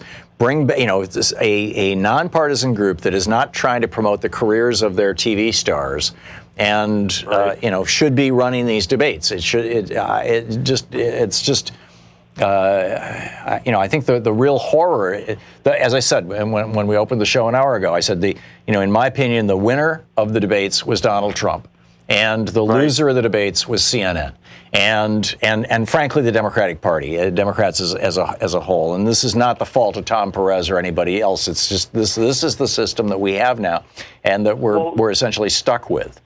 Well, how did CNN? Was it like a bidding war? They had to bid against other networks to get these debates? How come they got awarded, I honestly don't know what system was used or how that was done. But, the goal, obviously the goal of the Democratic Party is to try and get as many people as possible to watch the debates. And cable news. So, and the one thing, and Tom Perez said, we're not going to go with Fox, and I'm with him on that, actually. So, we'll see how it works out. Cliff, I got to run, but thank you for the call. Kurt in Chicago. Hey, Kurt, you want to talk about healthcare?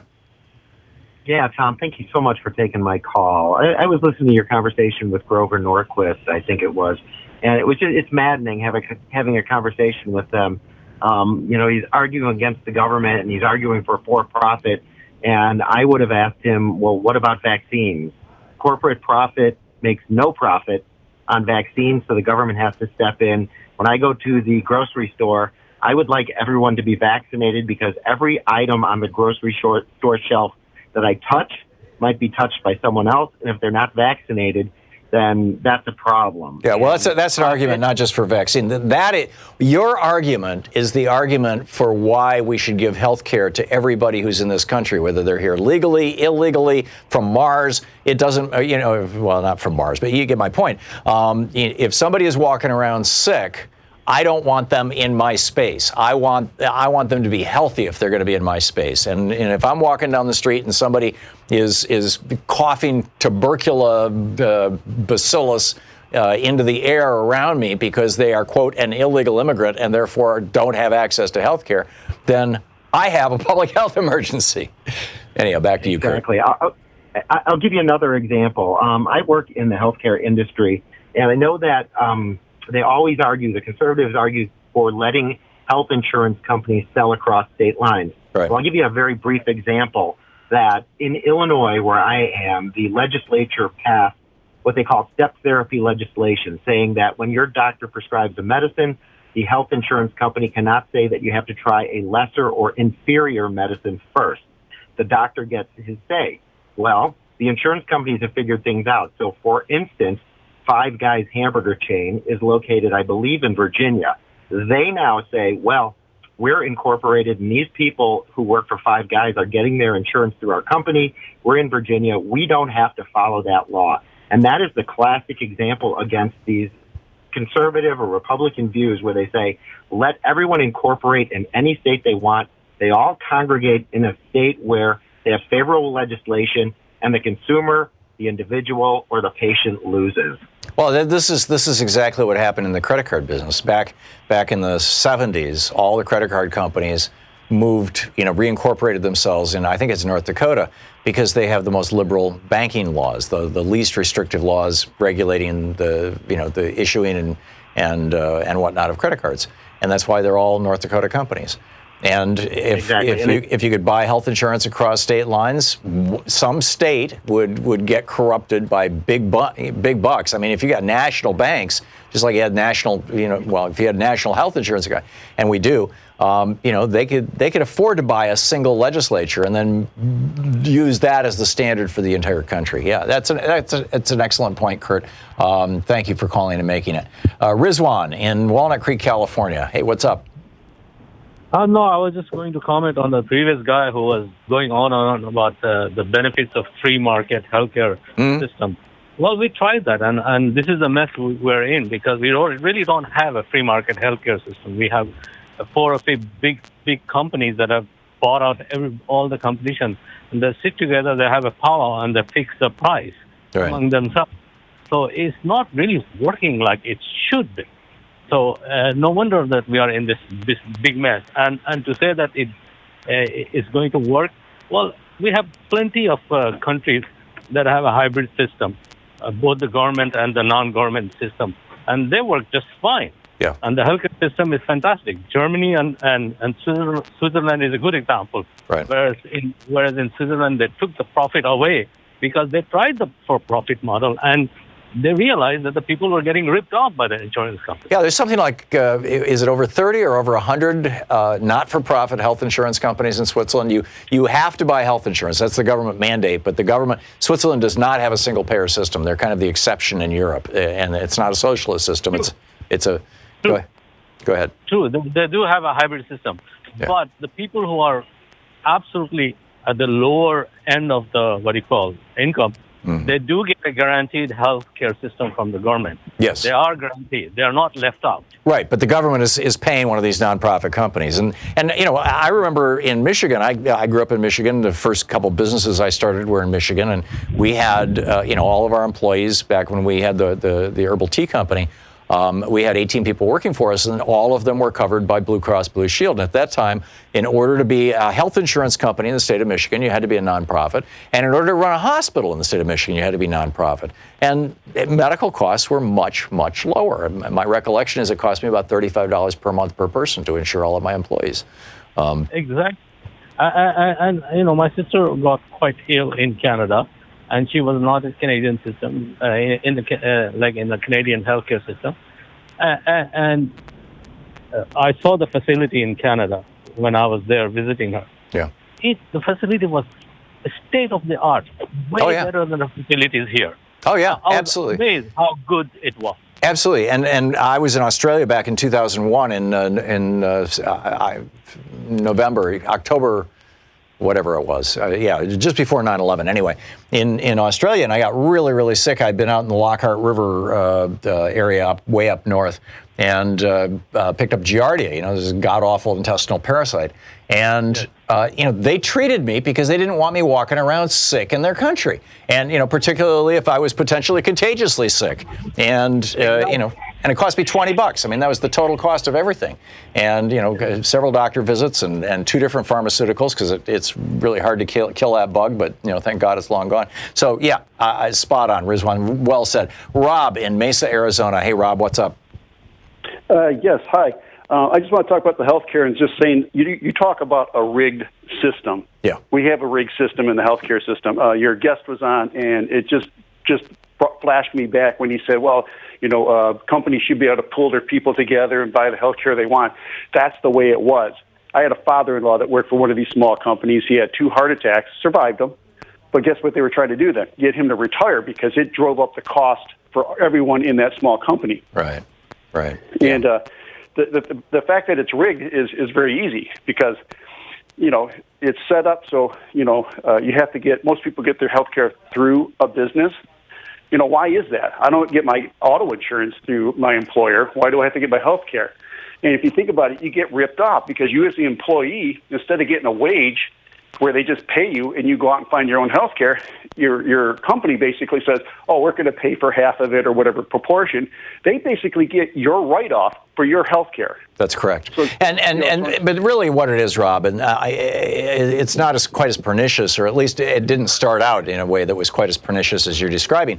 What happened was back in the 1920s and 1930s, or thereabouts, maybe it was a little later than that, unions had basically got what they want with regard to wages, and there was maybe this was after World War II, in fact, now that I think about it, and because there was a labor shortage, and companies were competing, to get workers, and so offering health insurance was one of the ways that companies could compete with each other and say, no, we've got a better benefit package than that company does, so come work for us.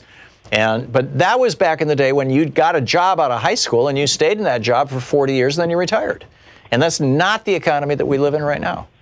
Well, if you think about how that's set up now, is they took advantage of it. They basically said, hey, healthy enough to work, healthy enough to insure, and then everyone was scared, but they're out of a job and the COBRA ran out. Guess what? You had to reapply. Then the pre-existing took place. So you got kicked off the system. Guess where you went? The government. So the government takes care of all the non-profitable people. That was how Lyndon Johnson sold Medicare to the Republicans. Rob, thanks a lot for the call. We'll be back. We're going to check in with Talk Media News in about 4 minutes. You're listening to Thom Hartmann. Visit thomhartmann.com for audio and video archives. And our old friend Bob Ney is going to be here. It'll be interesting to get his take as a former member of Congress, a former Republican, his take on the debates last night.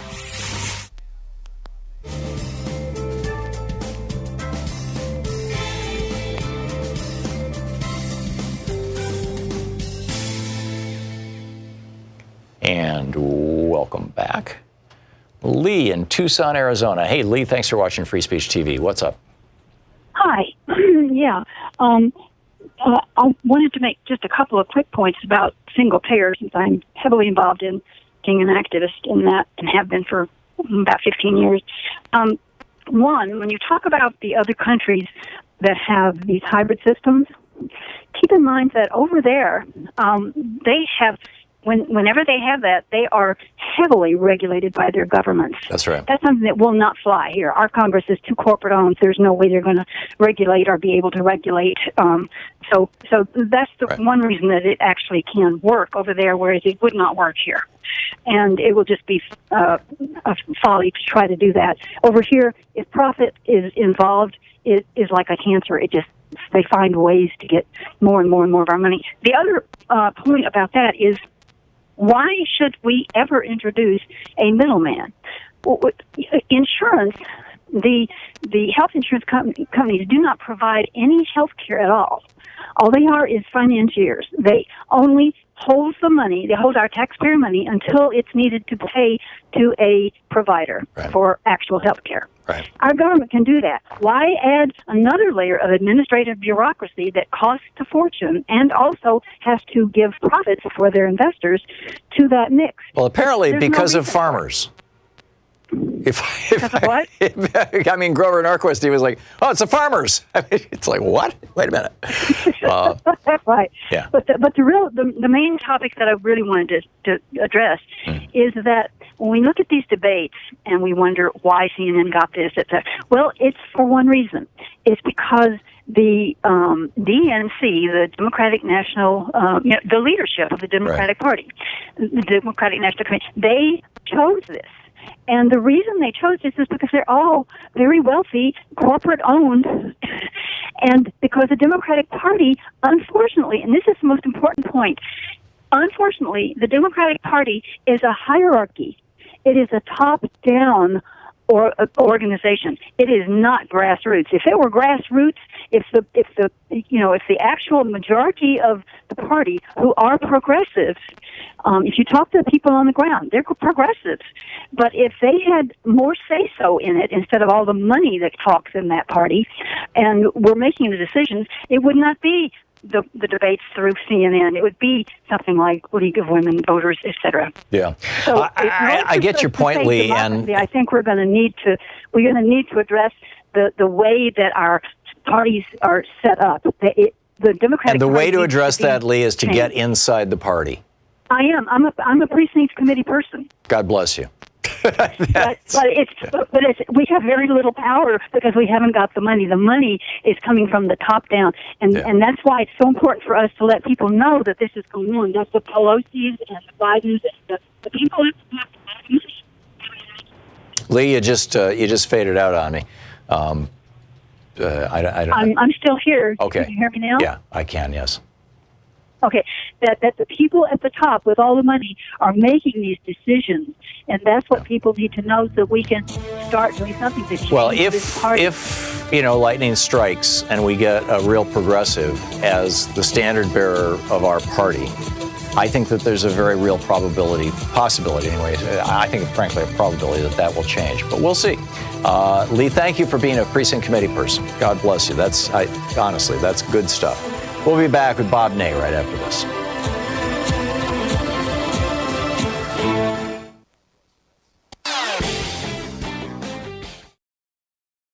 Every day here on the Thom Hartmann Program, Louise and I and our team, Sean, Nate, Shira, Dave, Chase, Sue, Nigel, Ron, we all work to put together the very, very best show we possibly can. And there's an enormous amount of work that goes into the show. And one of the things that comes out of that is a lot of content, a lot of specific information that we go through and we dig out and, we want to share with you. And Sue puts that into our newsletter every week. And I think you will, if you don't already receive our newsletter, it comes in email every day, about an hour after we're off the air, or maybe a couple hours after we're off the air. And Sue goes through and pulls literally every link to every story that we talked about and puts it into the newsletter. It's free. We don't sell a list or anything. You complete safety and security. There's no charge. There's no nothing. Just plug in your email address over at thomhartmann.com and you get signed up for the newsletter. It's all fairly obvious. You'll see it on the website. So check it out, thomhartmann.com. Thank you. You can check it all.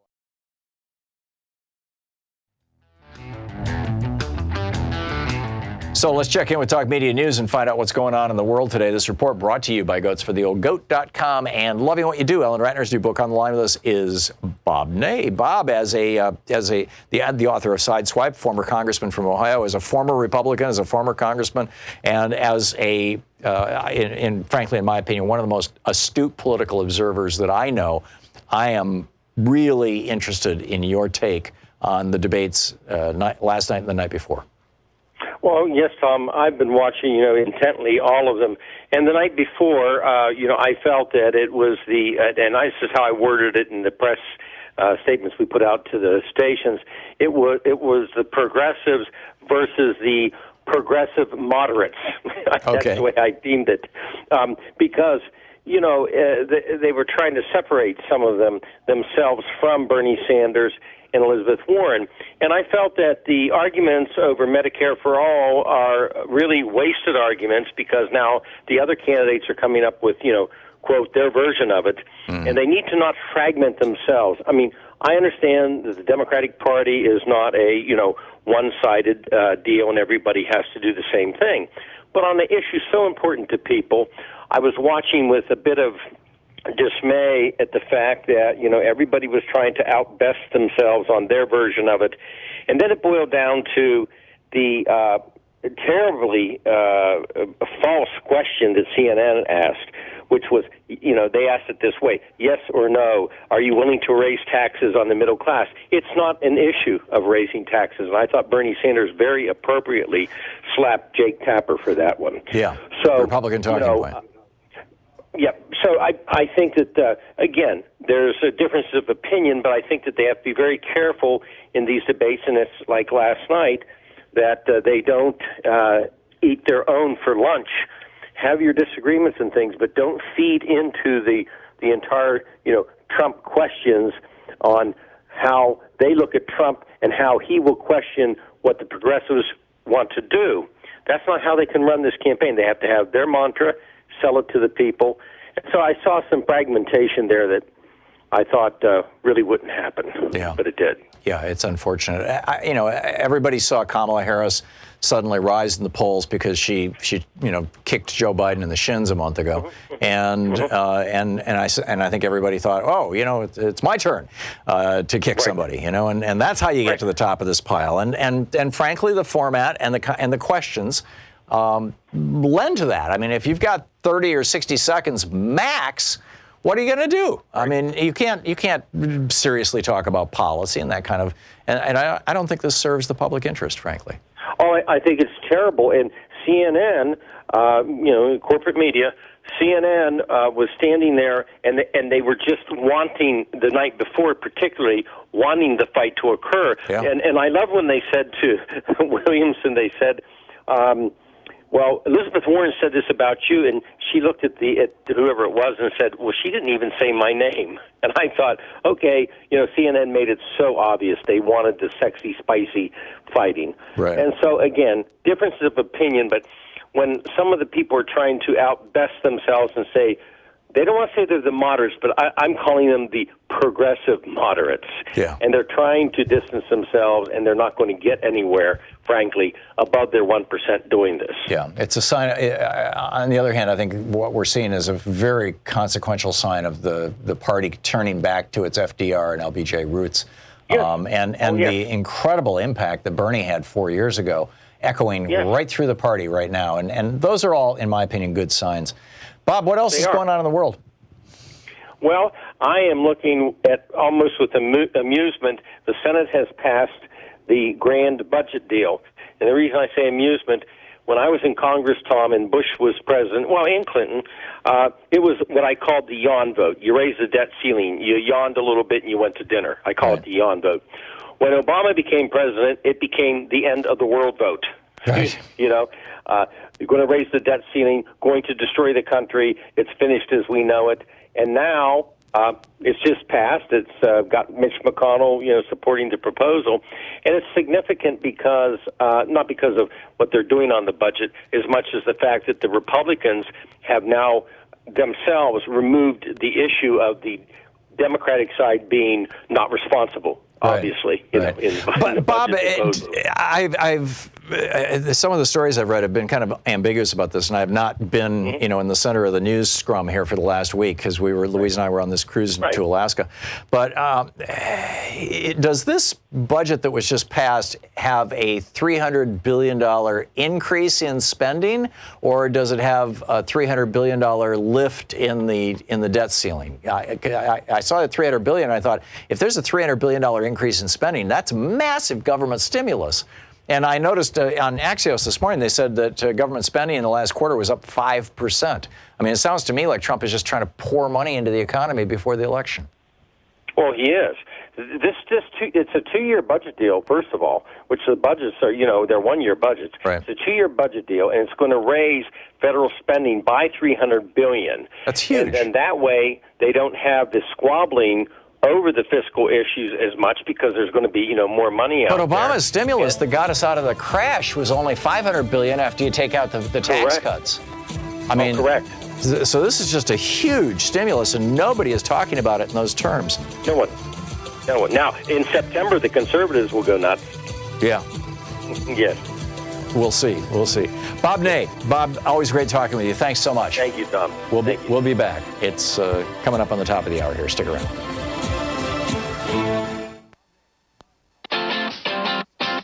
You're listening to Thom Hartmann.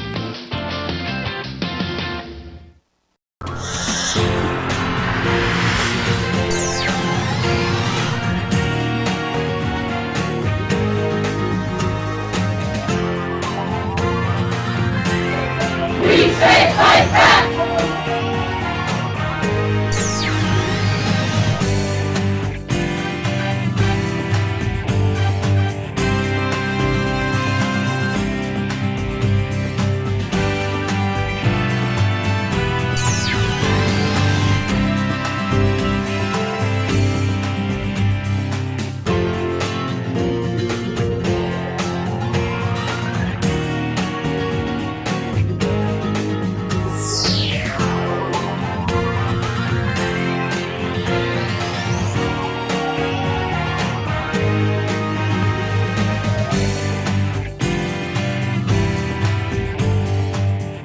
You know, every day here on the Thom Hartmann Program, Louise and I and our team, Sean, Nate, Shira, Dave, Chase, Sue, Nigel, Ron, we all work to put together the very, very best show we possibly can. And there's an enormous amount of work that goes into the show.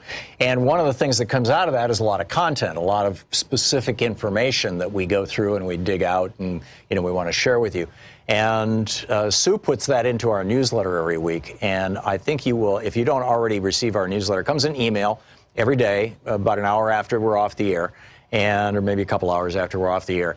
And Sue goes through and pulls literally every link to every story that we talked about and puts it into the newsletter. It's free. We don't sell the list or anything. You complete safety and security. There's no charge. There's no nothing. Just, plug in your email address over at thomhartmann.com and you get signed up for the newsletter. It's all fairly obvious. You'll see it on the website. So check it out, thomhartmann.com. Thank you.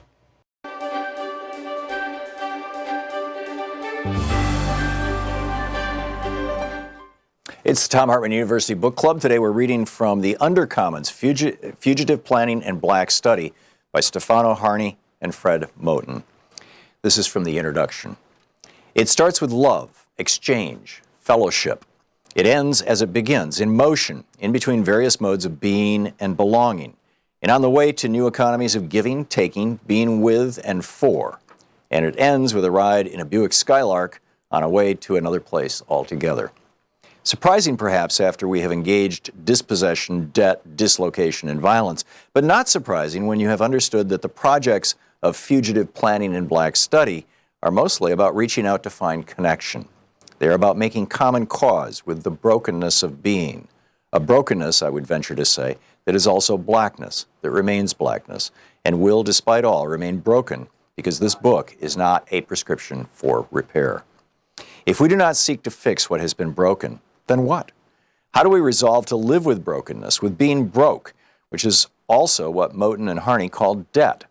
Well, given that debt is sometimes a history of giving, at other times a history of taking, at all times a history of capitalism, and given that debt also signifies a promise of ownership but never delivers on that promise, we have to understand that debt is something that cannot be paid off.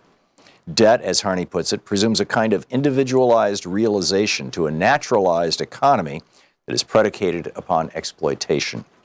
Can we have, he asks, another sense of what is owed that does not presume a nexus of activities like recognition and acknowledgement, payment and gratitude? Can debt become a principle of elaboration? Moten links economic debt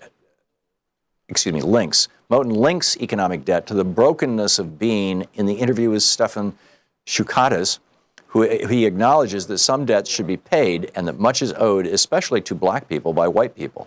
And yet he says, I also know that it is, that what it is that is supposed to be repaired is irreparable. It can't be repaired.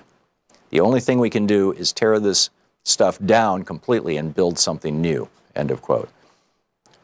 The Undercommons do not come to pay their debts, to repair what has been broken, to fix what has been undone. If you want to know what the Undercommons wants, what Moten and Harney want, what black people, indigenous people, queers, and poor people want, what we who cohabit in the space of the Undercommons want, it is this.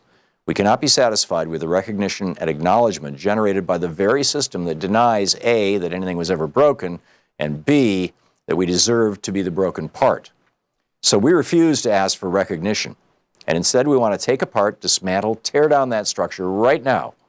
That right now limits our ability to find each other, to see beyond it, and to access the places that we know live outside its walls. We cannot say what new structures will replace the ones we live with yet, because once we have torn stuff down, we will inevitably see more and see differently and feel a new sense of wanting and being and becoming. What we want after the break will be different from what we think we want before the break, and both are necessarily different from the desires that issue from being in the dark. Let's come at this by another path. In the melancholic and visionary 2009 film version of Maurice Sendak's Where the Wild Things Are, 1963, Max, the small seeker who leaves his room, his home, his family to find the world beyond, finds a world of lost and lonely beasts, and they promptly make him their king. Max is the first king the wild things have had, whom they did not eat, and who did not, in turn, try to eat them. And the beasts are the first grown things that Max has met who want his opinion, his judgment, and his rule. Max's power is that he is small while they are big. He promises the beasts that he has no plans to eat them, and that this is more than anyone has ever promised them. He promises them that he will find ways through and around and will slip through the cracks and re-crack the cracks if they fill up. He promises to keep sadness at bay and to make the world with the wild creatures that roared their terrible roars and gnashed their terrible teeth and rolled their terrible eyes and showed their terrible claws. That Max fails to make the wild things happy or to save them or to make the world with them is less important than the fact that he found them and he recognized in them the end of something and potentially the path to an alternative in his world, or an alternative to his world, excuse me. The wild things were not the utopian creatures of fairy tales. They were the rejected and lost subjects of the world Max had left behind. And because he shuttles between the Oedipal land where his mother rules and the ruined world of the wild, he knows the parameters of the real. He sees what is included and what is left out. And he is now able to set sail for another place, a place that is neither the home he left nor the home to which he wants to return. Moten and Harney want to gesture to another place, a wild place that is not simply the leftover space that limbs real and regulated zones of polite society. Rather, it is a wild place that continuously produces its own unregulated wilderness. The zone we enter through Moten and Harney is ongoing and exists in the present, and as Harney puts it, some kind of demand is already being enacted, fulfilled in the call itself. While describing the riots of London in 2011, Harney suggests that the riots and insurrections do not separate out the request, the demand, and the call. Rather, they enact the one in the other. The book is The Undercommons, Fugitive Planning and Black Study. Want to connect with the show online? You can find the Thom Hartmann Program on Facebook, Twitter, and Instagram.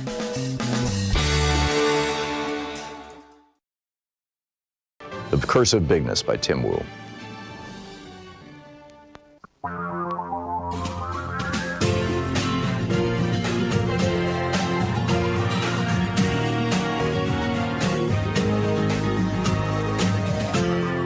This is the Thom Hartmann Program. And welcome back. This hour of our program, by the way, brought to you by our friends at XChair. More information at xchairtom.com.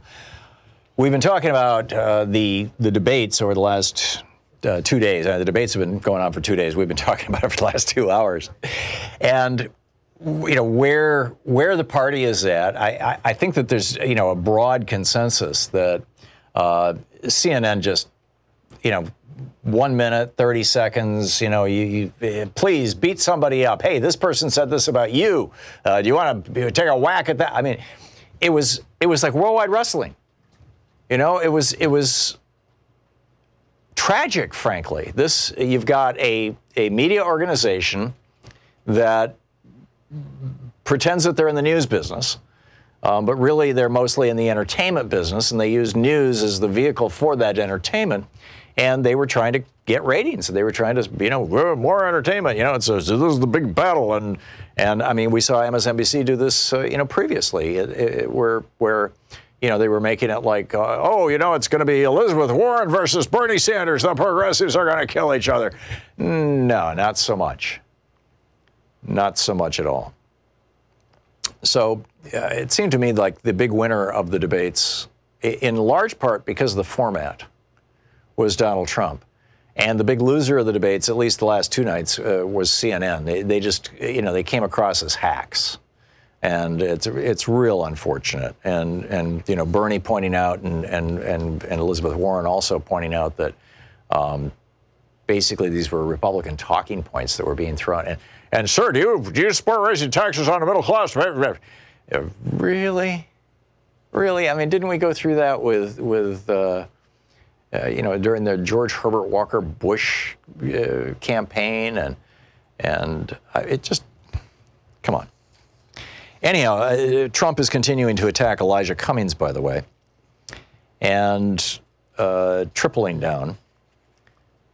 One of the stories that is, for some reason, not being covered much, and I was frankly surprised that this didn't get covered more, was that back in 1976, well, first of all, keep in mind, it's all about Princess Ivanka. right? Elijah Cummings issues a subpoena for Ivanka Trump's private emails doing White House business, what her father ran his campaign attacking Hillary Clinton for. And 3 days later, the wrath of Trump is coming down on Elijah Cummings' head. I don't see that as a coincidence at all, number one. Number two, what a great opportunity for the media to point out that back on September 29th, 1976, because Fred Trump, he owned a bunch of property and he owned a bunch of apartments in Baltimore, or in Maryland, rather. He had these properties in Maryland, and they were all filled with white people, and the neighborhood went through a change, and pretty soon the apartments that Fred Trump owned were all filled with black people. And so Fred Trump stopped repairing them. This is how institutional and structural racism works, by the way, one of 1,000 ways, but this is just exactly what it was.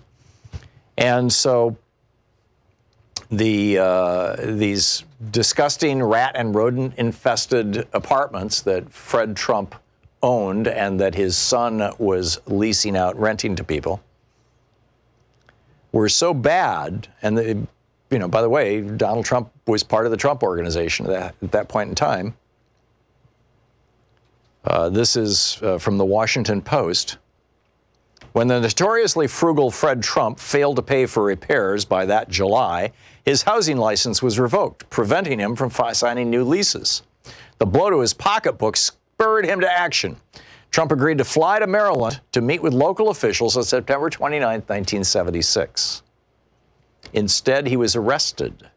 Prince George's was cracking down on dilapidated housing complexes, but arresting an owner was unusual. Joseph T. Healy, the county's housing inspector supervisor, told the Post, "We probably haven't issued 4 arrest warrants in the last 5 years." But Fred Trump, it was so egregious. There was another headline, "Major landlord accused of anti-black bias in city." Yes, that was against Donald and his father, Fred, charging them with violating the Fair Housing Act of 1968 in the operation of 38 different buildings. New York Times reported the government contended the Trump management had refused to rent or negotiate rentals, quote, because of race and color. It also charged that the company required different rental terms and conditions because of race, and that it had misrepresented to blacks that apartments were not available.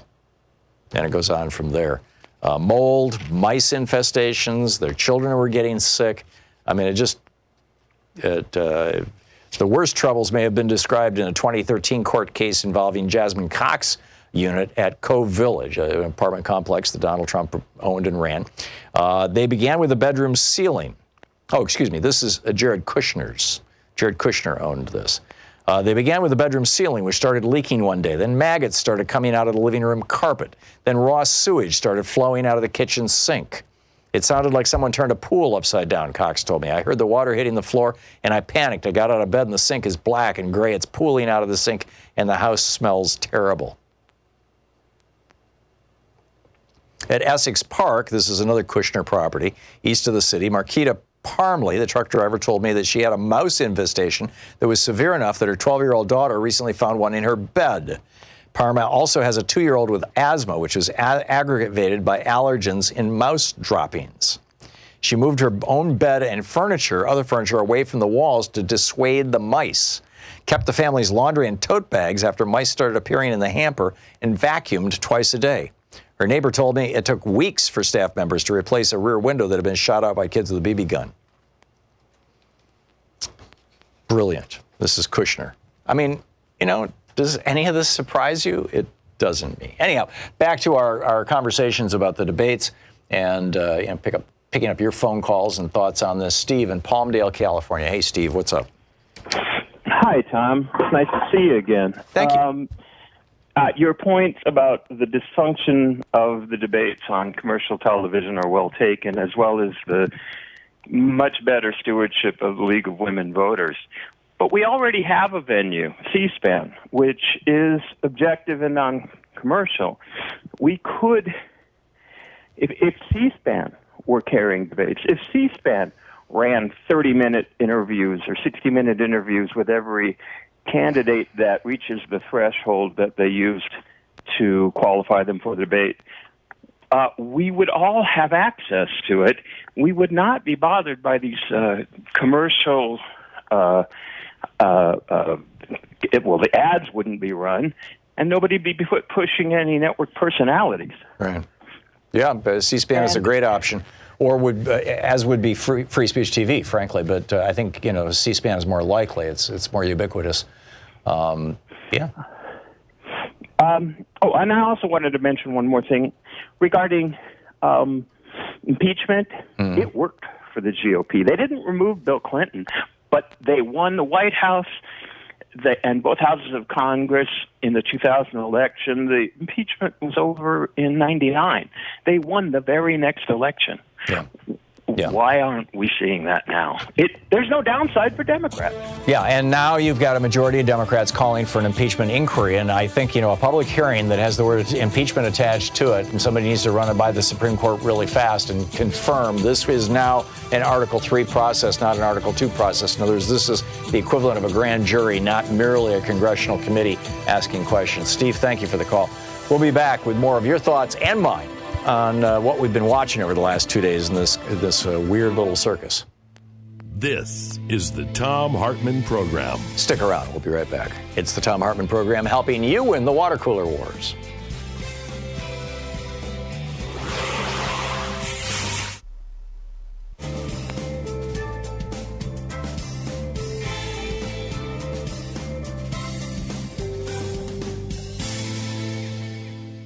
And welcome back. LJ in Bellingham, Washington. Hey, LJ, what's up?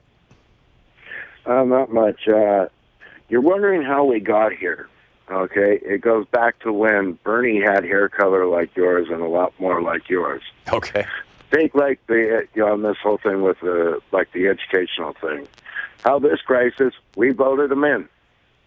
You and I voted them in. And then we complain when we got just what we wanted. And now we've got a big crisis. Yeah, I'm not willing to take responsibility for that, LJ. I believe that most of our problems began with the 1976 Buckley versus Vallejo Supreme Court decision. I was going to say, the other way on the debate like this, okay, it goes back about 40 years ago to when we had an election, and they lost. And we've got to take money just like the Republicans. Right. So what did they do? They took out all the union votes because they didn't matter, because they didn't have enough Well, it money. wasn't so much that. It was that when Reagan went into office, a third of America's workforce was unionized. And by the time, Bill Clinton came along, it was down to under 20%. Now it's 6%. I mean, the Republicans... This was an effort to defund the Democratic Party, and it's been very, very successful, and it continues to be successful, and that's in my opinion creating a genuine crisis for the country. Jeff in Portland, Oregon. Hey, Jeff, what's up? Hey, good morning, Tom. Welcome back. Glad you had a great trip, and thanks for taking my call. Sure. Yeah, and in your opening today, I was happy to hear you point out, along with this last previous caller, about the new milestone being hit with an impeachment inquiry. And Common Dreams has a nice summation of it on their website today. It's amazing to me, Tom, that it took until the fourth debate for there to be even a question about it. That's pretty crazy. A question about what? About money or about impeachment? Oh, impeachment. Okay, got it. The first three debates, they didn't even have one question about the Mueller report or impeachment. You're right. And I think the decision over whether to do one or not speaks to what Bernie and Elizabeth are slowly but surely teaching the establishment in the Democratic Party. And that's we need to stop pre-negotiating with ourselves, stand strong for our principles, and not come to the table with a weakened hand. Yep. Knowing what we know, Tom, about his emoluments violations, his most probable money laundering through shady real estate deals, and how the very limited in scope Mueller report lays down 10 counts of obstruction, 5 with very substantial evidence. The question is, why would any Democrat not be for an impeachment inquiry? Yeah. And the only excuse is if you want to go on triangulating and equivocating in the guise of strategizing. And how's that so-called strategizing been working out for us for these past 40 years? And finally, can you imagine, Tom, if Hillary was the president and her top people like Manafort, Cohen, Flynn, and Gates were all sitting in jail, and last night was a GOP debate, we would have heard for 3 hours was lock her up, lock her up. Yep. Yeah, and it was a huge missed opportunity, but it was also carefully stage managed, both by MSNBC before and by CNN this time around. And the topics, the frames for the topics, somebody called earlier and pointed out that CNN's head of programming now and their political programming is a former Jeff Sessions aide. That should tell you pretty much everything you need to know, if that's the case. I remember when the story came across my desk. I think you put that story out there. I did. I just don't know if she's still there. But Okay. Jeff, thanks a lot for the call. It's good to hear from you. And thanks for listening to X-Ray FM. We'll be right back.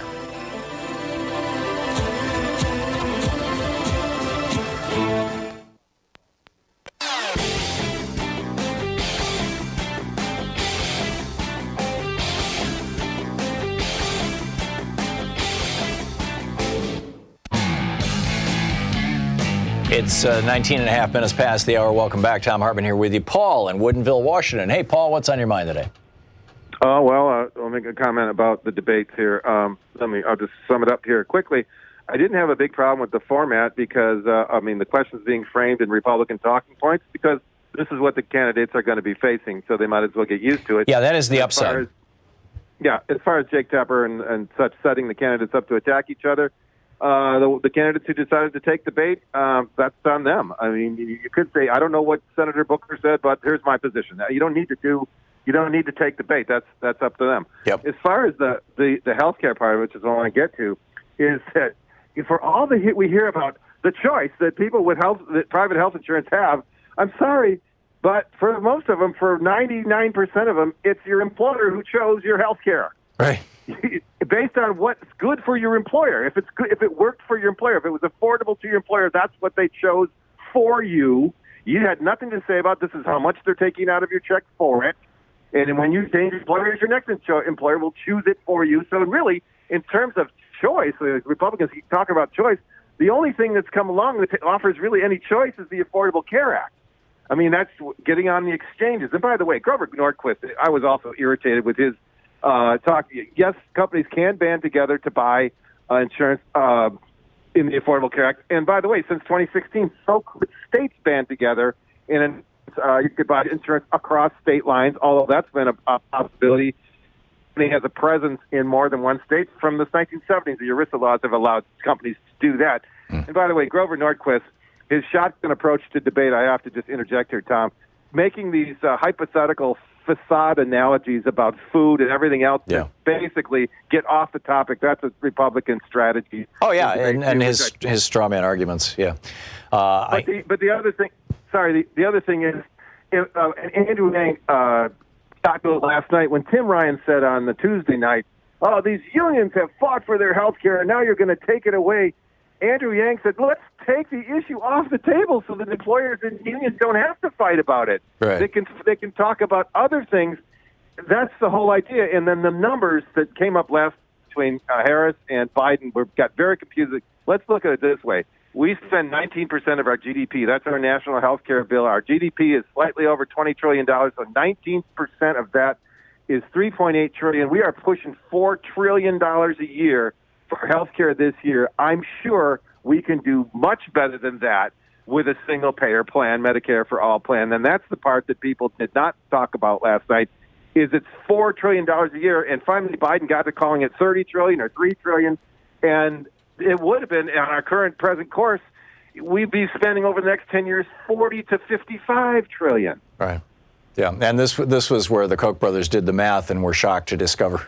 Shocked to discover the single payer was a whole hell of a lot cheaper than for-profit insurance. So the press release lied about the results. Right.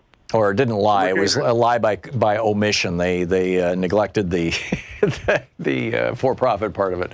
Yep, spot on as always, Paul. Thanks a lot for the call. Diane in Putnam Valley, New York. Hey, Diane, what's up? Hello, Tom. Thank you for taking my call. Welcome back. Thank you. And thank you for Jefferson Smith. He's just a great replacement for you. I'm glad to hear that. Thank you. I get so much good feedback on Jefferson, and he's a great guy too. So, thank you. So Thank you. So what I wanted to say very quickly is just a couple of points in terms of the debates. I've watched all of them, all four. And first of all, I want to say that Joe Biden does not want to be there. He didn't want to run. I don't believe he wanted to run. I believe he got pushed into running by Hillary Clinton, who he consulted about running, because I believed that as part of the corporate democratic structure, her message to him was, if you don't run, Bernie's going to take it. And we know what happened with Bernie back in 2016. Right. So my feeling is really that part of the reason you see Joe Biden responding the way he does is because he really doesn't want to be there. Now, the next thing I want to say is very quickly is that your last caller touched on something, and he may have corrected something that I was about to say about. I too noticed that Jake Tapper was really pushing, trying to make it a thing that the unions wouldn't like it if there were health care, universal health care, Medicare for all. And when I thought it was Bernie that pushed back. If it was Andrew Yang, fine. But whoever it was pushed back and said, oh, no. The unions would be very happy with it because then they don't have to worry about health care. They can spend their time negotiating for better salaries for their members, et cetera. Yes. At the end of that, I don't know if anybody else caught it, but I did, because at the end, the camera went to Jake Tapper, and you saw him say you could hear him say under his breath, well, union members would be upset. So in other words, right even there, he's trying to make a split between the union leaders and the members. And this, ironically, after Trumpka has come on, and the woman who's the head of SEIU, and full disclosure, I'm an 1199 retiree. So I am very much about the union. So that was something that was very indicative of a good example. Also, I wanted to say very quickly that I think we're getting gaslighted here a little bit, insofar as I think the majority of American people, when you look at these so-called surveys, et cetera, they want good housing. They want clean air. They want regulations to make sure that whoever they're getting whatever from is okay. You know what I mean? In terms of if it's manufactured, it doesn't have problems, et cetera. I think the majority of Americans are actually more progressive than the corporate media wants to admit. That's what the polls show. Diane, that's what the polls all show that. It's just that never gets discussed, frankly, by talking heads on TV. And they won't, because they don't want us to know that we really agree more with each other than we realize. It's right. It's keep them fighting. And finally, what I wanted to say, and forgive me if I'm talking fast, I just wanted to hurry up and get a number of points in. But very quickly, either Sanders, Warren, or Warren Inslee, or Warren Buttigieg as the Democratic ticket, I would be very happy with. And one of the things I'm glad, I know there's a lot of people on stage, but I'm glad because it has pushed a lot more issues into the collective consciousness than I think we would have had otherwise. I hear the music, and finally I'm just going to say real quick, Andrew Yang said it best at the end. He said, this is all staged. We're all in makeup. We have our ready-made questions and answers. Yeah. It's reality TV debating. It absolutely is. Donald Trump got answered. Okay. Thank you. Yeah, thank you, Diane. It was a good one. We'll be right back. It's coming up on 28 minutes past the hour. You're listening to the Thom Hartmann Program. Call 202-808-9925. And I am back. Louise and I are back from Alaska, and fair and only slightly unbalanced continues in just a moment.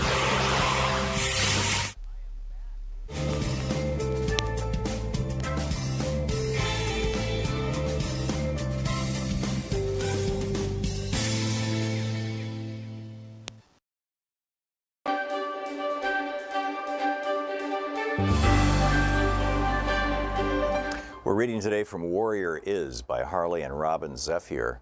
It's the story of their great-grandfather who, in real life, killed Custer at Little Bighorn. And in fact, there's a map of the war, as it were, the battle.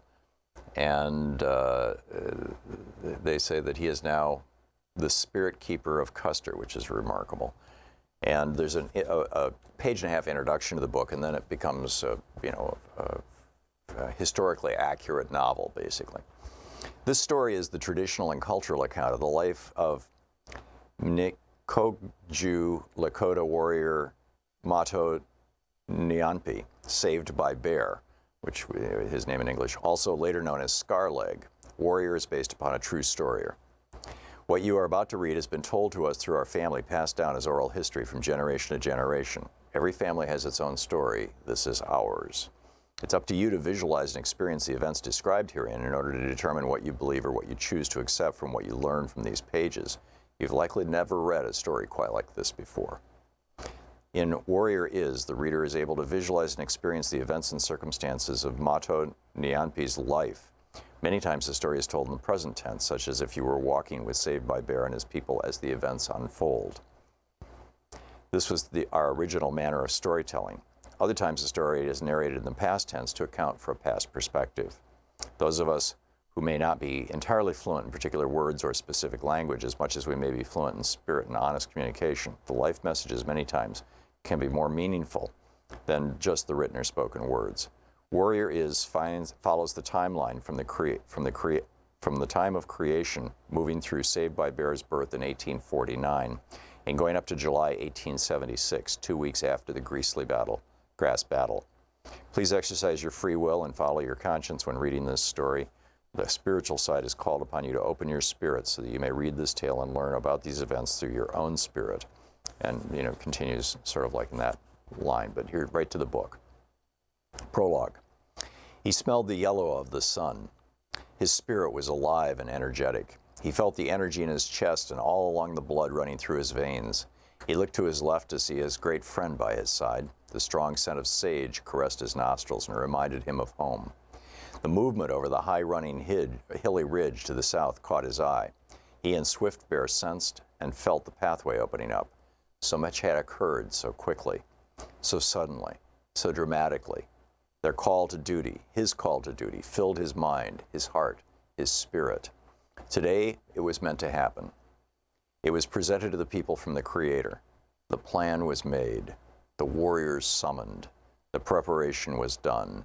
It all led to this place, this portal in time. The sparse clouds to the west resembled mare's tails, and for a brief moment he remembered his white stone friend in the White Mountains. He remembered his spiritual commitment to protect his people, Grandmother Earth, and the sacred Hisapa. And time stood still for a moment, a small moment in time, through all of the ancient and original history of all the moments of time. And as the group of the horse-mounted soldiers rode briskly over the far ridge, the Creator shined that warm, nurturing light upon these warriors. Such as Creator had been doing since the beginning of time, since the beginning of Grandmother Earth and Grandfather Sky, and at the beginning of all things. All the moments of time forever had arrived here, now. It had come to this. Creator's strong will and great invisible hand had placed them here. It was the Creator all along. It always was. It always would be. For one to know what led the young Lakota warriors to be here at this fateful site near the Greasy Grass River on this warm, sun-drenched day, one must go back in time, way back to the beginning, when it was only the Creator, and the Creator of all things decided to create a new world. Her name would be Unsimaka, Grandmother Earth, and she would be created to hold and sustain life. All kinds of beings, all kinds of people would be given and placed upon and within her to show her love of life. And this is how it all began. Chapter 1, Origin. The human beings evolved from the spirit. Before arriving in Wind Cave, we were star people. Many of us came from a place called the Pleiades, the Seven Sisters, an ancient star grouping and constellation that contains worlds comprised of the gift of life-giving water. Water is life. Mini Wikoni. The Pleiadian influence is an absolute, but those of us who claim to be relatives of the Pleiadians share a common bond with other indigenous people, regardless of where we are geographically on the earth. We will always remain Pleiadian star people. Spiritually, we have become human beings of different races and ethnicities, but the origin of our spirit is the water. And for us, and as to who we are, as the tribal people in a family way, our name is Minkoju, its evidence. It means life's subsistence through the gathering and planting by the waters and or river.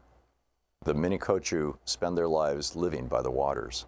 This is something that many of our own people do not know or understand, but this is our history, not only of our physical existence, but also the history of our spiritual existence on Unsimaka. The book is Warrior Is by Robin and Harley Zephyr.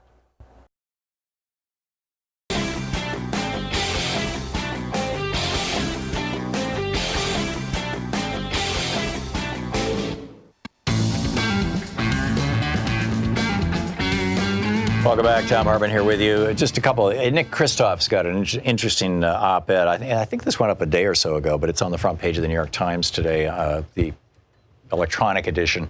Imagining a Warren Buttigieg or Buttigieg Warren ticket, and which raises the question, you know, who would you like to see for president? Who would you like to see for vice president? And you know, I think that those are good questions. Over at Daily Kos. Now, keep in mind, this is a relatively small universe, right? It's just people who read Daily Kos typically probably every day. It's one of the top progressive websites, but it's not like a CNN poll or an NBC poll or something like that where they're just polling all Democrats. This is polling people who are progressives. But I thought this was fascinating. It just went up. And in fact, I'm going to refresh the page and get the latest numbers because I noticed that it's been changing. The poll just went up a little while ago. They've got 2,575 votes. Now, you know, anything over 1,000 is a pretty good sized sample. So, you know, I think this is a reasonably accurate reflection of the sentiment that you're finding among progressives, at least progressive readers of Daily Kos. Michael Bennet is at 0%. Cory Booker is at 1%. Steve Bullock is at 0%. Julian Castro is at 1%. Bill de Blasio is 0%. John Delaney is 0%. Tulsi Gabbard, 1%. Kirsten Gillibrand, 0%. John Hickenlooper, 0%. Jay Inslee, 2%. Amy Klobuchar, 1%. Beto O'Rourke, 1%. Tim Ryan, 0%. Marianne Williamson and Andrew Yang, both 1%. And then, so that was all the zeros and ones, right? And then so one step up from that, and 2% for Jay Inslee. One step up from that was Pete Buttigieg. He's at 5%. Joe Biden is at 8%. Kamala Harris, Bernie Sanders is at 9%. Kamala Harris is at 12%. And Elizabeth Warren is at 53% right now. That's breathtaking. Now, again, it's a very specific universe. This is, you know, asking progressives, but that's between Bernie and Elizabeth Warren, right now you've got well over 60. You've got 62% of the total vote. You know, and again, like I said, this is a I don't know what the word is, a pre-biased sample, I suppose, but still, I think it's fascinating. Ari in Chicago, Illinois. Hey, Ari, what's up? Hi, Mr. Tom. Tag, you're it. Okay, thank you. What's up? So I hosted a Yang Gang watch party in Chicago for Andrew Yang. Mm-hmm. And how'd it go? We had a great turnout. And we actually walked away pleased because Yang got more time. The only thing is I wish the debates were on major network TV like PBS, not just cable, because everything on regular TV was reality TV. I couldn't believe it. But so we really enjoyed, you know, having the debates in a public place, and we were happy. Andrew Yang took the high road, and that's a win to us. He pointed out the mudslinging didn't attack, focused on issues that matter to people, women's value and empowerment, economy, the GDP, freedom dividend, automation, things that weren't really brought up by other candidates. He focused on a lot, bringing the country together. He focused on problems that got Trump elected, not the circus that got him in. Yeah. But his closing statement was excellent, ethical. It was. And he must, I mean, he must have had an X chair and drank his beet juice. There you go. No, Andrew Yang is, I mean, the most unlikely of candidates, right? The guy who has absolutely no political experience, just like Marianne Williamson. Well, Marianne Williamson actually ran for Congress, so she has some substantial political experience, but Andrew Yang hasn't. And yet here he is. And in this poll here, he was at, I think he was at, 5%, something like that. So he's doing well. Ari, thanks a lot. The American dream. There you go. Yeah, thanks a lot for the call. Lynette in Waconia, Minnesota. Am I saying that right? Yeah, you're saying it right, Tom. I just wanted to mention that you were talking about, I never actually hear the beginning generally with the debates. Mm-hmm. I'm sorry, I'm out of breath. I was just walking. It's quite all right.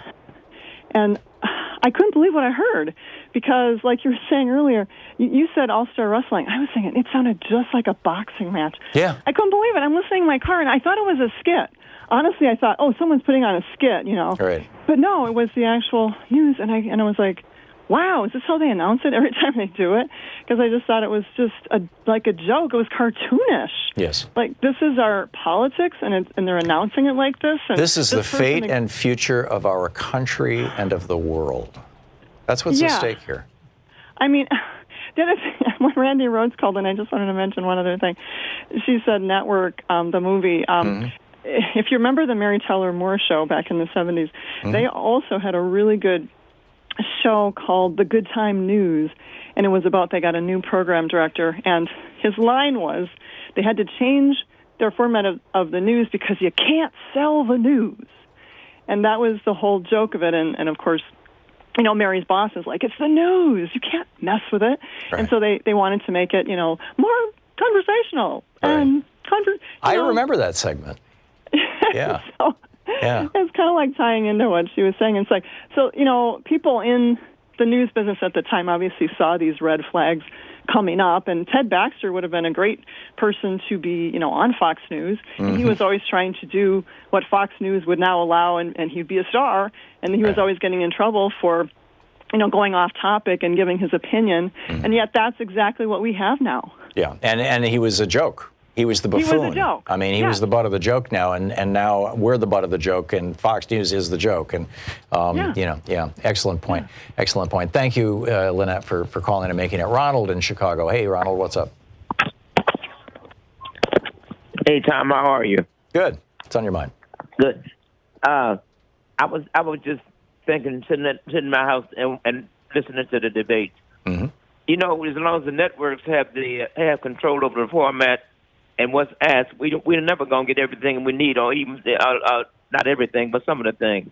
I think the questions and the format should come from the public who vote, because they're not just interested in health care; they're interested in a lot of things.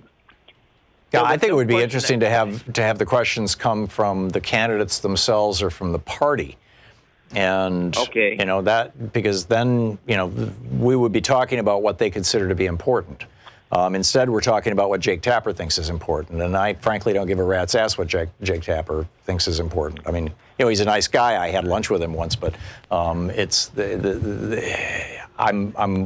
he's not going to be president, right? We're talking here about the fate and future of this country, and it concerns me tremendously. Ronald, excellent point. Go ahead. Can I make another point, Tom? Yeah. Okay. There was no question asked about the problems in Pontiac, and you're right there in Detroit. Mm-hmm. Nothing. It wasn't even mentioned. Oh yeah. And I have one of thousands of people just lost their jobs because of Trump's policies. Right. And I had one other thing to say, and this has always bothered me. Why did we spend $750 million on a defense budget when we got the largest army, the largest amount of weaponry than anybody else in the world combined? Yeah. Yeah, and it's $700 billion. Why are we spending all this money instead of health care, instead of education, instead of green energy? Yep. And why wasn't that at the center of the debate? I mean, Tulsi Gabbard is pretty much the only person talking about that, and I don't think that she has much of a chance of becoming president, although, you know, lightning may strike. But this is a really, really important issue. Ronald, thank you. Thanks for the call, and thanks for making that point. Michael in Princeton, Minnesota. Hey, Michael, what's up? Yeah, Tom, thanks for taking the call. I'm not standing up for CNN, but I think that you're missing a little bit of the fact that with the field as large as it is, somebody needed to host the debates. Now, we're going to winnow down the field here because of how quickly they asked them to respond without a bunch of filibustering, which I appreciate. Also now, they can concentrate more of the money against the dark money. And hopefully it's going to work to the positive. I mean, it changed the dark my money mind. was advertising on TV. The dark money was advertising on TV. You had ads being put on there by basically lobbying groups for the healthcare industry and for the drug company. Oh, sure. And frankly, the question is, but yeah, I agree with you, Michael, that we need to whittle down the number of candidates on the one hand. On the other hand, 180 minutes, or let's say 170 with commercial breaks and things like that, is a fair amount of time. And even if you've got 20 or 10 people, 3 hours each night, in 180 minutes with 10 people, you can certainly give a person more than 60 seconds to answer a question. And that I think was one of my main concerns. Michael, thanks for the call. John in Kansas City, Missouri. Hey, John, what's up? Well, first, I'd like to say, as far as the debate goes, to me, the person that caught my eye was, that was the smartest thing he said was, we as Democrats shouldn't give basically a damn what Republican thinks when it comes to putting our agenda. Right, Buttigieg said that. Yeah, he's right. Yes, and that's something all Democrats should follow. Yep. But the main thing I called about, I feel that the Republican Party has opened up the door for blue states to go after the welfare red states, because I follow statistics. Every state has the worst, red state is the poorest state, have the worst education, lowest wages. They're all opioid addicted. That's where your highest rates of opioid addiction is, in these red states. And if I wanted to be like Fox News and go after these red states, I would say, pretty much it seems like the Republican Party likes to keep you guys addicted and keep you, not educated. Yeah. I live in a red state right now, but I got my education in a blue state. So if you want to call me a liberal elitist for having an education, well, I'll wear that badge with pride. There you go. John, well said. Thank you very much for the call. I appreciate it. Mark in Columbia, Missouri, from Missouri to Missouri. Hey, Mark, what's on your mind today? Hi, Tom. Gun control. Okay. What is your assessment of how the debaters handled it? Did they steal any of your ideas? I missed part of the debate because Louise and I were flying home last night, and there was about 20 minutes, maybe 25 minutes where I couldn't see it because we were out over international waters and the Wi-Fi system on the airplane didn't work. So I did not hear the gun control question. Can you tell me what happened? I missed it myself. Okay. That's why I'm calling you, because you are the most common sense guy that I know, and I haven't even read your book yet. Okay. Well, thank you. I didn't hear a gun control question. Maybe there wasn't one. I don't know, but I just don't know. Mark, we're gonna take a break here. It's 46 minutes past the hour here on the Thom Hartmann Program. We'll be back with more of your calls. We're kind of processing the debates. What did we learn? Who's up? Who's down? Where is this all going? How's it going to play out? To what extent are the media going to try and hand the election to Donald Trump again? Stick around. You're listening to Thom Hartmann. Visit thomhartmann.com for audio and video archives. It's the True People's Media, the place where smart people get their news. We'll be right back.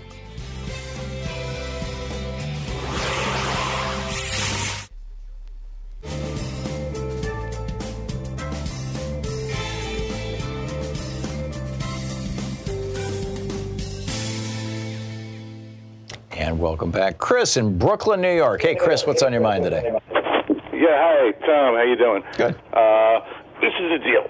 I'm an equal opportunity hater of all the cable news, Okay. And watching these debates was just too much for me. So here's the thing. I wake up this morning and I see the clip.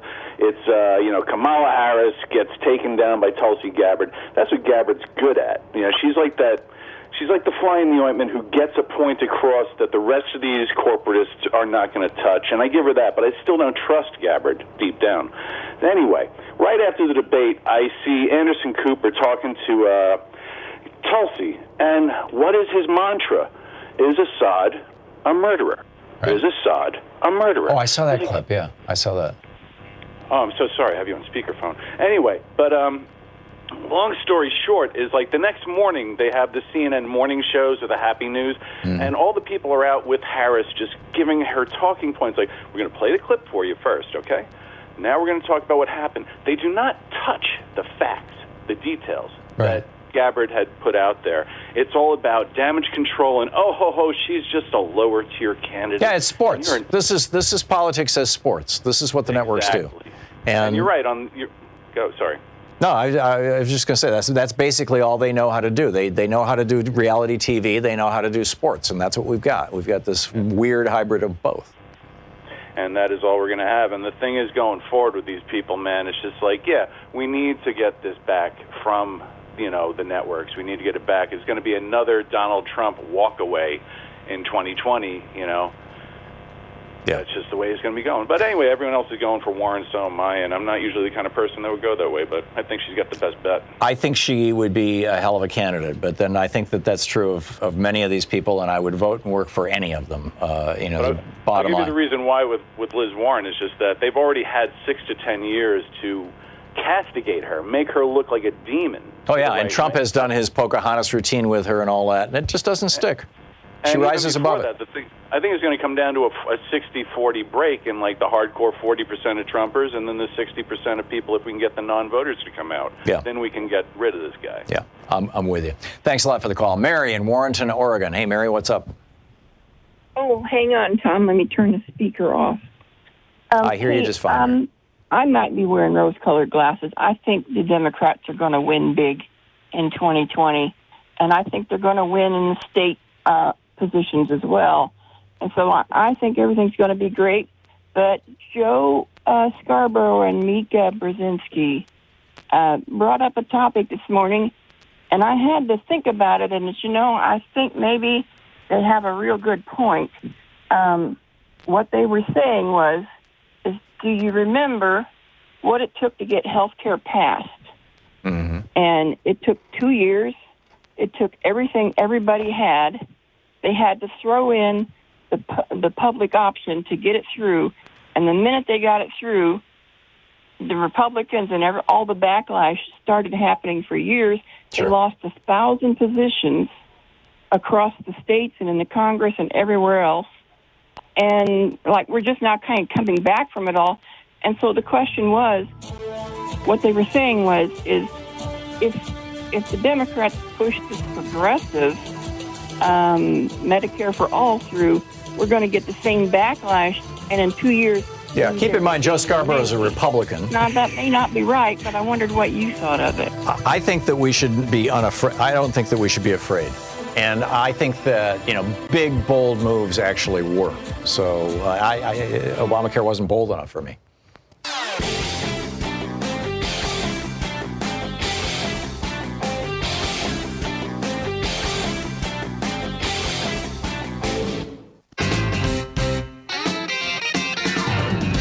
Welcome back. Steve in New Boston, Michigan. Hey, Steve, what's up? Yeah, Tom, I was calling in about that one guy was talking last night about the union workers not wanting to give up their health insurance. Right. And that his dad worked for the IBEW and he wouldn't want to give up his health insurance. Well, my dad also worked for the IBEW, and all he did was complain about it, saying with all the co-pays he's got to pay now and his deductibles, it was like not having insurance at all. Yeah, anybody who uses their health insurance regularly generally hates their health insurance company. Well, my dad, fortunately, had a healthy life. He passed away in December, but he's 92 years old. He really only had to meet his deductible twice in all of his life since he was a member of the IBEW because he had to go into a hospital. But other than that, he would just always pay and never meet his deductible. He's just paying. But also, I want to talk about, what about all the people that don't have a union to represent them? The majority of people. I worked as a contract worker, and all I got was screwed because I didn't have no union. I had no insurance. I had no real good pay. Yeah, the But, unions you are know, 6% of the are 6% of the country, or 6% of our workers, and it's a travesty.